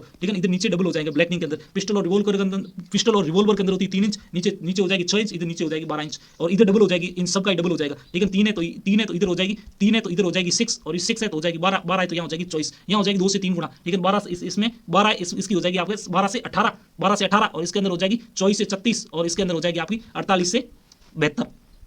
उसके बाद अपन बात कर लेते हैं स्कल बोन की बेवलिंग। बेवलिंग का मतलब होता है कौन सा पार्ट फटेगा, स्किन, ठीक है। स्कल बोन बेवलिंग, स्कल है, बेवलिंग होगी तो ब्रस्टिंग होगी, ठीक है। इसके अंदर देख सकते हो ये सबसे बाल वाली आउटर टेबल है, ये इनर टेबल है, नीचे इसके अंदर ब्रेन है, ठीक है। आउटर टेबल, इनर टेबल और ब्रेन। सबसे पहले ये है आपकी बुलेट आई, बुलेट की सबसे पहले इसके अंदर एंट्री वुंड, और यहाँ पर इसका एग्जिट है, एग्जिट होने के होते टाइम ब्रस्टिंग होगी। उसके बाद इसके अंदर यहाँ पर एंट्री है, वापस एग्जिट होते टाइम ब्रस्टिंग होगी, मतलब जब भी बुलेट एग्जिट होगी तभी ब्रस्टिंग करेगी। तो बेवलिंग एंट्री वुंड के अंदर बात करें तो एग्जिट पॉइंट पे होती है, और बेवलिंग है एग्जिट पॉइंट के अंदर बात करें तो एग्जिट पॉइंट पे होती है, ठीक है। एग्जिट वुंड के अंदर बात करें तो एग्जिट पॉइंट पे होती है, एंट्री वुंड के अंदर बात करें तो भी एग्जिट वुंड के अंदर होती है। बेवलिंग इन द एंट्री के अंदर होती है, वो इनर टेबल के अंदर होती है। Bevelling in the exit outer table पे होती है, देख सकते हो। एंट्री वुंड के अंदर बेवलिंग होती है इनर टेबल के अंदर, एग्जिट वुंड के अंदर बेवलिंग हो रही है वो आउटर टेबल पे हो रही है। उसके बाद आता है आपका कैनेडी फिनोमेना, इंपॉर्टेंट है। After surgery it become difficult to identify entry और एग्जिट वुंड। सर्जरी के बाद में एंट्री और एग्जिट वुंड को डिफरेंशिएट करना बहुत ही टफ है। एक होता है प्यूपेज रूल, ये help to determine sequence of the skull fracture by the fracture line. Okay, when two fracture line meet at a same point then the second fracture, okay, then the second fracture line never crosses the first fracture line. Puppe's rule होता है, मतलब एक fracture line पहले बनी उसको दूसरी fracture line कभी भी क्रॉस नहीं करेगी। ये तीसरी बनी थी इसको कभी क्रॉस नहीं करेगी, मतलब पहली ये होगी, दूसरी ये होगी, तीसरी ये होगी, इसको बोलते हैं प्यूपेज रूल, इंपॉर्टेंट है। उसके बाद में अपन आ जाता है 2-3 इसके डेफिनेशंस पढ़ लेते हैं। एक होता है हेलिक्सो, ठीक है। हेलिक्सोमीटर होता है instrument used to decide the dimensions of the weapon. Dimensions of weapon के लिए होता है आपका हेलिक्सोमीटर। एक होता है प्राइमर, अपने पढ़ लिया था, ये होता है प्राइमर जो कि होता है मर्करी फुल्मिनेंट का बना होता है। एक होता है रिवॉल्वर, ठीक है। Revolver only weapon which never eject the cartridge, ठीक है। रिवॉल्वर कभी भी कार्ट्रिज को इजेक्ट नहीं करती। एक होता है butterfly fracture, fracture of the tibia by the firearm injury या बुलेट। टिबिया का फ्रैक्चर होता है उसको बोलते हैं बटरफ्लाई फ्रैक्चर। एक होता है, ठीक है, गायरोजेट कार्ट्रिज, ये होती है रॉकेट के लिए यूज करते हैं, ठीक है। गायरोजेट कार्ट्रिज रॉकेट के लिए यूज करते हैं। आरडीएक्स होता है उसकी फुल फॉर्म होती है रिचर्स डिपार्टमेंटल एक्सप्लोजिव, रिचर्स डिपार्टमेंटल एक्सप्लोजिव। जो कार्बिन होता है वो होता है राइफल्ड फायरआर्म, उसको बोलते हैं कार्बिन। एक होता है मुस्केट, ये होता है स्मूथ बोर फायरआर्म, उसको बोलते हैं कॉर्सेट। एक होता है आपका, ठीक है, ओके, रायला सीमा फिनोमिना, इसके अंदर होती है इन स्टेप इंजरी के अंदर bullet is implanted to mislead the case, investigation को अंदर मिसलीड कर सकती है। एक होता है आपका कैरोलिन, ठीक है, okay, Kronlein shot, contact shot causes the skull bursting, contact shot है जिसकी वजह से स्कल ब्रस्टिंग होता है, उसको बोलते हैं क्रॉनलेइन शॉट। एक होता है पेट्रोल बम, उसको बोलते हैं, ठीक है, ओके, मोलोटोव कॉकटेल। रेंज के अंदर बात करें तो फुली शॉक्ड है, डिस्पर्सन ऑफ द पेलेट होता है, ये होता है इंचेस के अंदर 3/4 होता है। ओके, हाफ शॉक्ड है तो इसके अंदर डिस्पर्सन ऑफ पेलेट होता है। उसके बाद है cylindrical bore, cylinder bore gun, इसके अंदर होता है डिस्पर्सन ऑफ द पेलेट होता है वो 1.5 गुना होता है, इसके अंदर 1.5 गुना होता है, इसके अंदर 0.75 होता है, इसके अंदर नॉर्मल होता है। मेटल फाउलिंग होती है, okay, small lesion surrounding the entry wound, ठीक है, मेटल होता है discharge from the interior of the barrel, इसके अंदर टीनी लीजन्स होते हैं। उसके बाद अपन बात कर लेते हैं ब्लैक स्पाल्डर, ये होता है retrograde propulsions of the tissue from entry wound toward the farm, ठीक है। Retrograde propulsion of the tissue from entry wound toward the firearm, उसको बोलते हैं ब्लैक स्पाटर। एक होता है अंडर वाटर सी ब्लास्ट, पानी में, ठीक है, ओके, हेड पानी में है तो मोस्ट कॉमन ईयर अफेक्टेड होता है, हेड पानी से बाहर है तो मोस्ट कॉमन जीआईटी अफेक्टेड होती है। उसके बाद अपन करते हैं ब्लास्ट इंजरीज के अंदर बात कर लेते हैं, ठीक है। सबसे पहले ब्लास्ट वेव की, बॉम्ब कोई फट गया तो सबसे पहले होती है ब्लास्ट वेव, उसकी वजह से इंजरी होती है, उसको बोलते हैं प्राइमरी इंजरी। इसके अंदर ईयर के अंदर टिम्पेनिक मेम्ब्रेन रप्चर होती है, लंग्स के अंदर लंग ब्लास्ट होते हैं और जीआईटी होती है, जहां हवा होती है वहां सबसे पहले होते हैं। उसके बाद आती है आपका फ्लाइंग प्रोजेक्टाइल की वजह से जो इंजरी होती है उसको बोलते हैं सेकेंडरी इंजरी। इसके अंदर एब्रेजन, कंट्यूजन, लेसरेशन होते हैं, उसको बोलते हैं मर्सा ट्रायड। एक होता है विक्टिम डिस्प्लेसमेंट, विक्टिम है वो खुद ही हवा की वजह से डिस्प्लेस हो जाता है, उसकी वजह से इंजरी होती है, उसको बोलते हैं टर्सरी इंजरी, उसके अंदर फ्रैक्चर हो सकता है। उसके बाद मिसलेनियस होता है, बिल्डिंग कोलैप्स हो चुकी है या फायर हो चुका है तो उसको बोलते हैं क्वाटरनरी इंजरीज, और ट्रॉमेटिक एस्पाइक्सिया या उसके अंदर बर्न हो सकता है, ट्रॉमेटिक एस्पाइक्सिया या बर्न हो सकता है। तो इसके अंदर मेनली इसके अंदर चार टाइप की इंजरी होती है। सबसे पहले ब्लास्ट वेव की वजह से होगी, दो तो हो गई आपकी प्राइम, सबसे पहले ब्लास्ट वेव की वजह से होगी वो आपकी हो गई प्राइमरी इंजरी, और फ्लाइंग प्रोजेक्टाइल की वजह से हो गई सेकेंडरी इंजरी, और विक्टिम के डिस्प्लेसमेंट की वजह से हो गई टर्सरी इंजरी, और मिसलेनियस की वजह से हो गई आपकी क्वाटरनरी इंजरीज, ठीक है, ये इंपॉर्टेंट है। उसके बाद में अपन बात कर लेते हैं एल्ड्रिस मीज लाइन होती है ना, वो सीन होती है आर्सेनिक एंड थेलियम पॉइजनिंग के अंदर। बात करने वाले हैं स्कल फ्रैक्चर की। स्कल फ्रैक्चर इसके अंदर मोस्ट कॉमन होता है temporal bone, only 4 centimetre thickness की होती है, ठीक है, only 4 mm in the thickness. Types of the fracture के अंदर बात करते हैं, सबसे पहले होता है लीनियर फ्रैक्चर या उसको बोलते हैं फिशर फ्रैक्चर। इसकी इमेज एम्स के अंदर पूछी गई है, ये मोस्ट कॉमन होता है। इसके अंदर सिर्फ लीनियर फ्रैक्चर या तो फिशर फ्रैक्चर्स बोलते हैं जो कि मोस्ट कॉमन होता है। उसके बाद सेकंड होता है आपका डिप्रेस फ्रैक्चर जो कि मोस्ट कॉमन होता है, ठीक है, ओके, हैमर की वजह से होता है। इसको बोलते हैं सिग्नेचर एला, ठीक है, by blow from the heavy weapon with small striking surface, ठीक है। इसके ये होता है आपका डिप्रेस फ्रैक्चर। इसके पैटर्न्स ऑफ द वेपन का पैटर्न आ जाता है, ठीक है, पैटर्न ऑफ द वेपन इसके ऊपर आ जाता है, ठीक है। तो डिप्रेस फ्रैक्चर होता है हैमर की वजह से होता है, इसको बोलते हैं सिग्नेचर एला भी बोलते हैं, by blow from the heavy weapon with small striking surface की वजह से होता है, और इसको डिप्रेस फ्रैक्चर को बोलते हैं। इसमें पैटर्न्स ऑफ द वेपन आ जाता है। उसके बाद होता है आपका पाउंड फ्रैक्चर। पाउंड फ्रैक्चर्स के अंदर होता है, ये इन्फेंट्स के अंदर होता है। पाउंड फ्रैक्चर्स होता है वो इन्फेंट के अंदर होता है, सिमिलर टू द डिफ्रेस फ्रैक्चर के समान ही होता है। इसके inner table of the skull is not fracture होती है, इसको बोलते हैं पिंग पोंग फ्रैक्चर, ठीक है, इसको बोलते हैं पिंग पोंग फ्रैक्चर। ये देख सकते हो आप पाउंड फ्रैक्चर, ठीक है, this is the pound fracture या इंटेंडेड फ्रैक्चर, ठीक है। पाउंड फ्रैक्चर या इंटेंडेड फ्रैक्चर होता है, डिफ्रेस फ्रैक्चर की तरह ही होता है, परंतु ये सिमिलर टू द डिफ्रेस फ्रैक्चर होता है, बट इन्फेंट के अंदर होता है। इसके अंदर इनर टेबल फ्रैक्चर नहीं होती, इसको बोलते हैं पिंग पोंग फ्रैक्चर, ठीक है। उसके बाद में आ जाता है आपका, उसके बाद में आपको आ जाता है कम्युनिटेड, ठीक है, ओके, ठीक है, कम्युनिटेड फ्रैक्चर। इसके अंदर मल्टीपल फ्रैक्चर्स होते हैं। स्पाइडर वेव अपीयरेंस दिखता है, ऐसा दिखेगा, स्पाइडर वेव फ्रैक्चर, ठीक है। Spider wave fracture also called the spider, ठीक है, also called as spider wave fracture, ठीक है। स्पाइडर वेव अपीयरेंस होता है, इसको बोलते हैं स्पाइडर वेव फ्रैक्चर। इसके अंदर मल्टीपल फ्रैक्चर होते हैं, इसको बोलते हैं कम्युनिटेड फ्रैक्चर या स्पाइडर वेव फ्रैक्चर, ठीक है। ये होता है आपका पाउंड फ्रैक्चर या इंटेंडेड फ्रैक्चर अंदर जाएगा, ठीक है। उसके बाद आ जाता है डायस्टेटिक फ्रैक्चर। इसके अंदर क्या होता है, पहले वाले स्विचर है वो सेपरेट हो जाते हैं, ठीक है। स्विचर डायस्टेटिक फ्रैक्चर के अंदर होता है स्विचर सेपरेशन, डायस्टेटिक फ्रैक्चर। उसके बाद में आ जाता है गटर फ्रैक्चर, इंपॉर्टेंट है, ये एफएमजी के अंदर पूछा गया है। गटर फ्रैक्चर या उसको बोलते हैं ग्लेंचिंग फ्रैक्चर, ये होता है टेंजेंशियली बुलेट इंजरी की वजह से होता है, टेंजेंशियली बुलेट इंजरी की वजह से होता है गटर फ्रैक्चर या ग्लेंचिंग फ्रैक्चर। उसके बाद आता है रिंग फ्रैक्चर। रिंग होता है, ये इसके अंदर होता है अपन को हिस्ट्री मिलती है फॉल फ्रॉम द हाइट या heavy weapon over the head, ठीक है, heavy weapon over the head या फॉल फ्रॉम द हाइट। इसके अंदर होता है fracture surrounding the foramen magnum के सराउंडिंग होता है, ये फोरामेन मैग्नम है, इसके सराउंडिंग फ्रैक्चर होता है, उसको बोलते हैं रिंग फ्रैक्चर। एक होता है मोटरसाइकिलिस्ट फ्रैक्चर या उसको बोलते हैं हिंज फ्रैक्चर, ये आपका है, ठीक है। इसके अंदर बीच में कट गया, आधा हो गया, उसको बोलते हैं हिंज फ्रैक्चर। एम्स के अंदर क्वेश्चन पूछा गया है, ठीक है। इसके अंदर होता है fractures of the base of the school का फ्रैक्चर होता है, फ्रैक्चर लाइन होती है वो हिंज्ड होती है, divided into the anterior and posterior. आपको इसके अंदर नोडिंग फेस साइन प्रेजेंट होता है, ठीक है, नोडिंग फेस साइन प्रेजेंट होता है। उसके बाद आता है ब्रेन इंजरी। ब्रेन इंजरी के अंदर दो टाइप की इंजरी होती है, कूप और कॉन्ट्रा कूप इंजरी होती है। देख सकते हो आपने, ये आपका सब्जेक्ट है, इसके अंदर इस साइड से इंपैक्ट लगा है, इंपैक्ट लगता है, साइड ऑफ द इंपैक्ट वहां पर होती है इंजरी, उसको बोलते हैं कूप इंजरी। और ऑपोजिट साइड होती है, opposite side of the impact, उसको बोलते हैं कॉन्टेकूप इंजरी, ठीक है। इसके अंदर frontal lobe contusion with occipital fall, ठीक है, मोस्ट कॉमन होता है occipital fall and frontal lobe contusion, ठीक है। इंजरी होती है वो maximum shearing strain seen on the opposite side of the impact. Maximum जो स्ट्रेन होता है वो ऑपोजिट शियरिंग फोर्स होता है, वो opposite side of the impact के ऑपोजिट होता है, ठीक है, बहुत इंपॉर्टेंट है, ऑपोजिट होता है वो ज्यादा होता है, ठीक है। Maximum shearing strain seen on the opposite side of the impact होता है। उसके बाद होती है डिफ्यूज एक्सोनल इंजरी, ठीक है। इसके अंदर व्हाइट मैटर है वो इंजर्ड हो जाता है, एक्सोन है वो इंजर्ड हो जाता है, इसको बोलते हैं कंकशन या टेम्परेरी अनकॉन्शियसनेस होती है, ठीक है। इसके अंदर टेम्परेरी अनकॉन्शियसनेस होती है, ठीक है, इसको बोलते हैं कंकशन, टेम्परेरी अनकॉन्शियसनेस होती है। एक्सोन है वो इंजर्ड हो जाते हैं, व्हाइट मैटर इंजर्ड हो जाता है, इसको बोलते हैं डिफ्यूज एक्सोनल इंजरी। इसके अंदर एक्सोन ब्लॉक हो जाते हैं from the retraction ball in the brain, ठीक है, from the retraction ball in the brain. एक होता है इसके अंदर healed cortical contusion after injury, उसको बोलते हैं प्लाग, ठीक है, उसको बोलते हैं प्लग जोन है, ठीक है, प्लग जोन को, ठीक है, okay, healed cortical contusion after injury. एक होता है इसके अंदर आईसीटी बढ़ जाता है, उसको बोलते हैं ओके सेरेब्रल नोचेज होती है, उसको बोलते हैं कर्नोवन नोच, ठीक है, कर्नोवन नोचेज बोलते हैं। इंट्राओकुलर, इसके अंदर इंट्राक्रेनियल टेंशन बढ़ने की वजह से सेरेब्रल नोचेज होती है, उसको बोलते हैं कर्नोवन नोचेज। एक होता है concussion of the spine, spine का कंकशन हो जाता है, ठीक है। तो कंकशन ऑफ द स्पाइन उसको बोलते हैं railway spine seen in the rail accident के अंदर दिखता है। उसके बाद है haemorrhage of the midbrain and pons का हेमरेज होता है, उसको बोलते हैं ड्यूरेट हेमरेज, ठीक है, haemorrhage of the midbrain and pons, ठीक है, मिड ब्रेन और पॉन्स दोनों का हेमरेज होता है, उसको बोलते हैं ड्यूरेट हेमरेज। एक होता है बर्लिन एडिमा, ये होता है कंकशन ऑफ द ब्रेन के अंदर दिखता है, ठीक है, बर्लिन एडिमा, ठीक है। सीयरिंग स्ट्रेन होता है multiple small punctate haemorrhage in the cerebrum, ये होता है आपका, ठीक है, ओके, कोमोटियो सेरेब्री, ठीक है, commotio cerebri shearing strain multiple small punctate haemorrhage in the cerebrum, उसको बोलते हैं कोमोटियो सेरेब्री। उसके बाद आता है इंट्राक्रेनियल हेमरेजेस, बहुत इंपॉर्टेंट है, हर साल एक क्वेश्चन पूछा जाता है इंट्राक्रेनियल हेमरेज से। तो इसके अंदर इंट्राक्रेनियल हेमरेज के अंदर MBA कोर्स, ठीक है, M का मतलब होता है मिडिल मेनिंजियल आर्टरी, B का मतलब होता है ब्रीजिंग वेन, और M का मतलब होता है मिडिल मेनिंजियल आर्टरी, B का मतलब होता है ब्रीजिंग वेन, A का मतलब होता है एंटीरियर कम्युनिकेटिंग आर्टरी, और C का मतलब होता है सेरेब्रल यानी मिडिल सेरेब्रल आर्टरी। ये रप्चर होने की वजह से 4 टाइप के हेमरेज होते हैं। सबसे पहले होता है ड्यूरामेटर के बाहर होता है, उसको बोलते हैं EDH, एपिड्यूरल हेमरेज या एक्स्ट्रा ड्यूरल हेमरेज।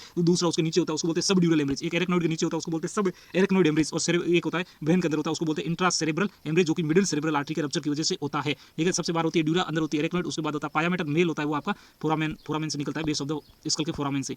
उसके बाद में आ जाता है, ये अपने ट्रिक देख ली, MBA कोर्स, इसके अंदर है एपिड्यूरल हेमरेज होता है, EDH एपिड्यूरल हेमरेज। ये ट्रॉमा से होता है मेनली, और ट्रॉमा से होता है, इसके अंदर fractures of the temporal bone की वजह से होता है, इसको बोलते हैं एक्स्ट्रा ड्यूरल हेमरेज, बोलते हैं EDH। ये होता है ट्रॉमा की वजह से होता है, ठीक है, always caused by the trauma की वजह से होता है। इसके अंदर ल्यूसिड इंटरवल प्रेजेंट होता है, period of the consciousness between 2 period of unconsciousness. इसके अलावा होता है हीट हेमेटोमा, ठीक है, okay, burn haematoma is always, जो हीट की वजह से हेमेटोमा होता है वो ऑलवेज होता है आपका EDH extradural haemorrhage, extradural. NCCT non contrast CT scan करते हैं तो उसके अंदर अपन को दिखता है वो बाई कॉन्वेक्स या लेंस शेप होता है एक्स्ट्रा ड्यूरल हेमरेज। उसके बाद आता आता है सब ड्यूरल हेमरेज। सब ड्यूरल हेमरेज के अंदर ये ट्रॉमा की वजह से भी होता है, ठीक है। सब ड्यूरल हेमरेज इन्फेंट के अंदर कॉमन होता है, बॉक्सर के अंदर कॉमन होता है, ओल्ड एज के अंदर कॉमन होता है, एल्कोहलिक्स के अंदर कॉमन होता है। इसके अलावा बेटर बेबी सिंड्रोम में भी यही होता है, जब चाइल्ड अब्यूज करते हैं या बेटर बेबी सिंड्रोम होता है उसके अंदर भी सब ड्यूरल हेमरेज होता है, वो मोस्ट कॉमन होता है। सब ड्यूरल हेमरेज है वो घातक हो सकता है यदि वो 100 से 150 ml का हो जाए, ठीक है। ये बॉक्सिंग के अंदर होता है, सब ड्यूरल हेमरेज होता है, उसको बोलते हैं पंच ड्रंक सिंड्रोम या dementia pugilistica, loss of the speech and coordination, ठीक है। Okay, loss of the speech and coordination, उसको बोलते हैं पंच ड्रंक सिंड्रोम या डिमेंशिया ओके पुगुलिस्टिका।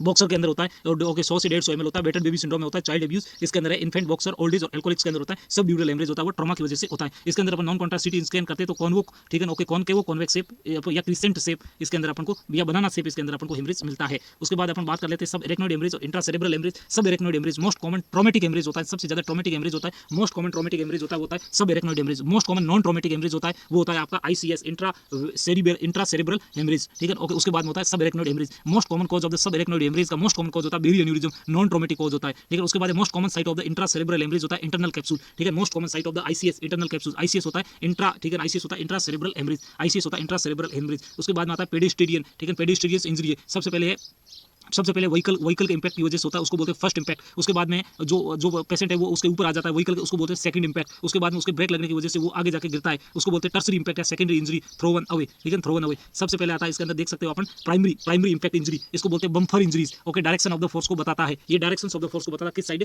डायरेक्ट फोर्स की डायरेक्शन से, ठीक है। This is the first direct impact from front या बिहाइंड, दोनों कहीं से भी हो सकता है। मोस्ट कॉमन साइट होती है लेग, इसके अंदर टीबिया या बम्फर फ्रैक्चर होता है, मोस्ट कॉमन साइट होती है, इसको बम्फर इंजरी बोलते हैं क्योंकि इसके अंदर बम्फर फ्रैक्चर होता है या टीबिया का फ्रैक्चर होता है, और मोस्ट कॉमन साइट इसकी लेग होती है। दूसरा होता है सेकेंडरी इंपैक्ट इंजरी, इसके अंदर है या तो उसके ऊपर रोल ओवर हो जाएगा या व्हीकल के ऊपर, या तो ऊपर आ जाएगा व्हीकल के या फिर व्हीकल के नीचे आ जाएगा, ठीक है। आइदर रोल ओवर या under the vehicle. Multiple injury all over the body, इसके अंदर होते हैं टायर मार्क, नीचे गया तो टायर मार्क बन जाते हैं, ठीक है, टायर मार्क मिलते हैं, ठीक है। इंपैक्ट है ऑल ओवर द बॉडी, ठीक है, roll over under the vehicle, this is a secondary impact injury, secondary impact injury. उसके बाद आता है टर्सरी इंपैक्ट इंजरी, ठीक है। टर्सरी इंपैक्ट इंजरी होती है thrown away from the vehicle and injured by something else, जैसे ट्री से लग गई या साइड वॉक से लग गई, उनसे लगती है। इसके अंदर मल्टीपल फ्रैक्चर्स होते हैं और हेमरेजिक शॉक हो जाता है, आल्सो कॉल्ड सेकेंडरी इंजरी भी बोलते हैं इसको। ये मोस्ट डेंजरस होती है, सबसे डेंजरस होती है tertiary impact injury, most dangerous होती है, इनको सेकेंडरी इंजरीज भी बोलते हैं। इसके अंदर मल्टीपल फ्रैक्चर्स होते हैं, इसके अंदर हेमरेजिक शॉक होता है और इसके अंदर thrown away from the vehicle and okay and injured by the something else, ठीक है। उसके बाद आता है पैसेंजर इंजरी। पैसेंजर इंजरी के अंदर है इंजरी, ठीक है, injury in a person sitting in A vehicle. सबसे पहले आती है डैशबोर्ड इंजरी, इसके अंदर डैशबोर्ड इंजरी के अंदर सबसे पहले पटेला का फ्रैक्चर होता है, उसके बाद distal end of the femur का फ्रैक्चर होता है, ठीक है। डैशबोर्ड इंजरी के अंदर मेनली आती है पटेला, ठीक है। डैशबोर्ड इंजरी के अंदर आता है पटेला का फ्रैक्चर, ठीक है। डैशबोर्ड इंजरी के अंदर आता है पटेला का फ्रैक्चर और distal end of the femur का फ्रैक्चर। उसके बाद होता है स्टीरिंग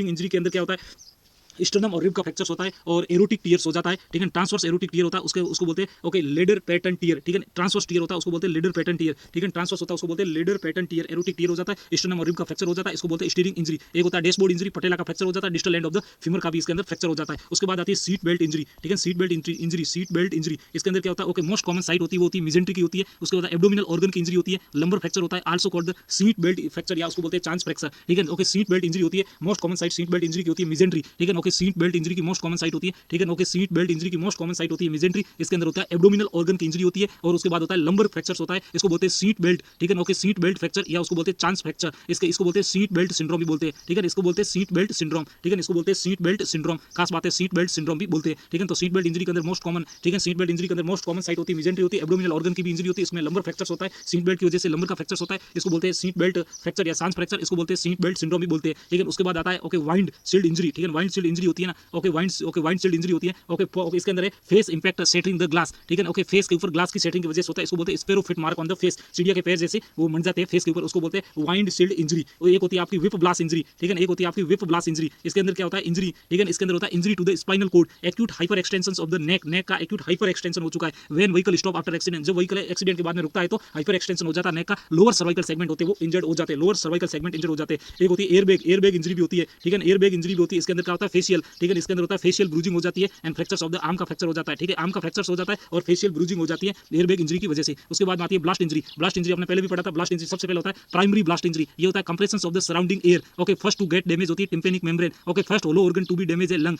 ओके, आल्सो कॉल्ड है बेरोट्रॉमा, ठीक है। प्राइमरी ब्लास्ट इंजरी इंपॉर्टेंट है, प्राइमरी ब्लास्ट इंजरी क्या होती है, ठीक है। Primary blast injury compressions of the surrounding air की वजह से होती है, okay. First to get damage होती है टिम्पेनिक मेम्ब्रेन, सबसे पहले डैमेज होती है, और होलो ऑर्गन डैमेज होता है वो लंग्स होता है, इसको बोलते हैं बेरोट्रॉमा, ठीक है। इसको बेरोट्रॉमा भी बोलते हैं। उसके बाद आता है सेकेंडरी ब्लास्ट इंजरी, ठीक है। उसके बाद आती है आपकी सेकेंडरी ब्लास्ट इंजरी, ये होता है सराउंडिंग ऑब्जेक्ट होता है उनका बॉडी से हिट द बॉडी को हिट करते हैं। इसके अंदर होता है मार्सेल ट्राइड होता है, एब्रेजन होते हैं, कंकशन होते हैं और इसके अंदर लेसरेशन होते हैं, उसको बोलते हैं मार्सेल ट्राइड। उसके बाद में आती है आपकी टर्सरी इंजरी आती है। टर्सरी इंजरी है हिटिंग ऑब्जेक्ट, ठीक है, आफ्टर बीइंग थ्रोन अवे, ठीक है, ऑब्जेक्ट की हिटिंग की वजह से होता है जो कि दूर जाके पड़ जाते हैं, ठीक है। Tertiary blast injury hitting object after being thrown away. और एक होती है क्वाटरनरी इंजरी होती है कॉज्ड बाय द बर्न या फ्यूम्स की वजह से होती है, बर्न या फ्यूम की वजह से क्वाटरनरी इंजरी होती है, ठीक है। Okay, in the under water, ठीक है, अंडर वाटर ब्लास्ट हो चुका है तो मोस्ट कॉमन ऑर्गन डैमेज होता है वो होता है इंटेस्टाइन, ठीक है। अंडर वाटर ब्लास्ट है और फेस बार है तो मोस्ट कॉमन होगा वो इंटेस्टाइन होता है, ठीक है। इन द ब्लंट ट्रॉमा, ठीक है, most common organ to be damage, blunt trauma के अंदर मोस्ट कॉमन ऑर्गन डैमेज होता है वो आपका स्प्लीन होता है, ठीक है, लिवर नहीं होता है, स्प्लीन होता है ब्लंट ट्रॉमा के अंदर, ठीक है। Okay, because of the ruptured capsule, ठीक है, इसके अंदर रप्चर्ड कैप्सूल की वजह से होता है, covered by the tight capsule या रप्चर ऑफ द कैप्सूल, ठीक है। Rupture of the tight capsule होता है तो उसके रप्चर के ज्यादा चांस होते हैं, रप्चर के ज्यादा चांस होने की वजह से मोस्ट कॉमन जो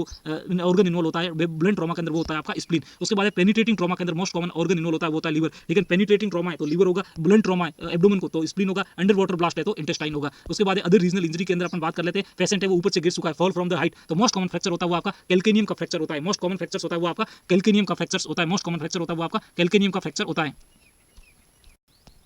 उसके बाद में लेस देन 4 स्टोरी है तो और मंजिला बिल्डिंग है वो 5 मंजिल, 5 से कम है और 5 से ज़्यादा है। 5 से कम है तो मोस्ट कॉमन फ्रैक्चर कैल्केनियम का होता है और सेकंड मोस्ट कॉमन होता है वो लंबर का फ्रैक्चर होता है, और 5 से ज़्यादा है तो मोस्ट कॉमन कैल्केनियम का होता है। इसके अलावा रिंग फ्रैक्चर होता है और सर्वाइकल वर्टिब्रा का फ्रैक्चर होता है, ठीक है। तो मोस्ट कॉमन होता है, ओवरऑल मोस्ट कॉमन होता है कैल्केनियम का फ्रैक्चर। अब देखते हैं वो 5 मंजिला है या फिर 5 मंजिला से ज़्यादा है। 5 मंजिला का मोस्ट कॉमन फ्रैक्चर होता है कैल्केनियम का फ्रैक्चर, सेकंड मोस्ट कॉमन होता है वो लंबर का फ्रैक्चर होता है। 5 मंजिला से ज़्यादा कैल्केनियम का फ्रैक्चर होता है। इसके अलावा रिंग फ्रैक्चर और सर्वाइकल वर्टिब्रा का फ्रैक्चर भी मोस्ट कॉमन होता है। एक होता है आपका रेस्पिरेटर लंग, इसके अंदर लॉन्ग टर्म वेंटिलेटर यूज करता है तो लंग स्टिफ हो जाते हैं, उसको बोलते हैं रेस्पिरेटर लंग, ठीक है, ठीक है। लॉन्ग टर्म वेंटिलेटर यूजेस की वजह से लंग है वो स्टिफ हो जाते हैं, उसको बोलते हैं रेस्पिरेटर लंग। एक है हाई वेलोसिटी मिसाइल इंजरी, ठीक है, मेनली अफेक्ट द ब्रेन की ब्लड वेसल्स को मेनली अफेक्ट करता है। हाई वेलोसिटी मिसाइल इंजरी की वजह से मेनली ब्रेन की ब्लड वेसल्स से अफेक्ट होती है। इनके अंदर फॉर्मेशंस ऑफ द कैविटीज, ठीक है, formations of the cavity in the blood vessels के अंदर कैविटी बन जाती है। इसके अंदर होता है टेम्परेरी कैविटी फिनोमेना बोलते हैं इसको, टेम्परेरी कैविटी फिनोमेना बोलते हैं। उसके बाद में आ जाती है थर्मल इंजरी। थर्मल इंजरी के अंदर मोस्ट कॉमन होता है आपका हाइपोथर्मिया, ठीक है। सबसे पहले आता है hypothermia. Hypothermia body temperature 35 degree Celsius से कम होता है उसको हाइपोथर्मिया बोलते हैं। Hypothalamus is not able to regulate, यदि 30 डिग्री सेल्सियस से भी कम हो जाता है तो उसको हाइपोथैलेमस रेगुलेट नहीं कर पाता है, और 35 से कम होता है तो उसको बोलते हैं हाइपोथर्मिया।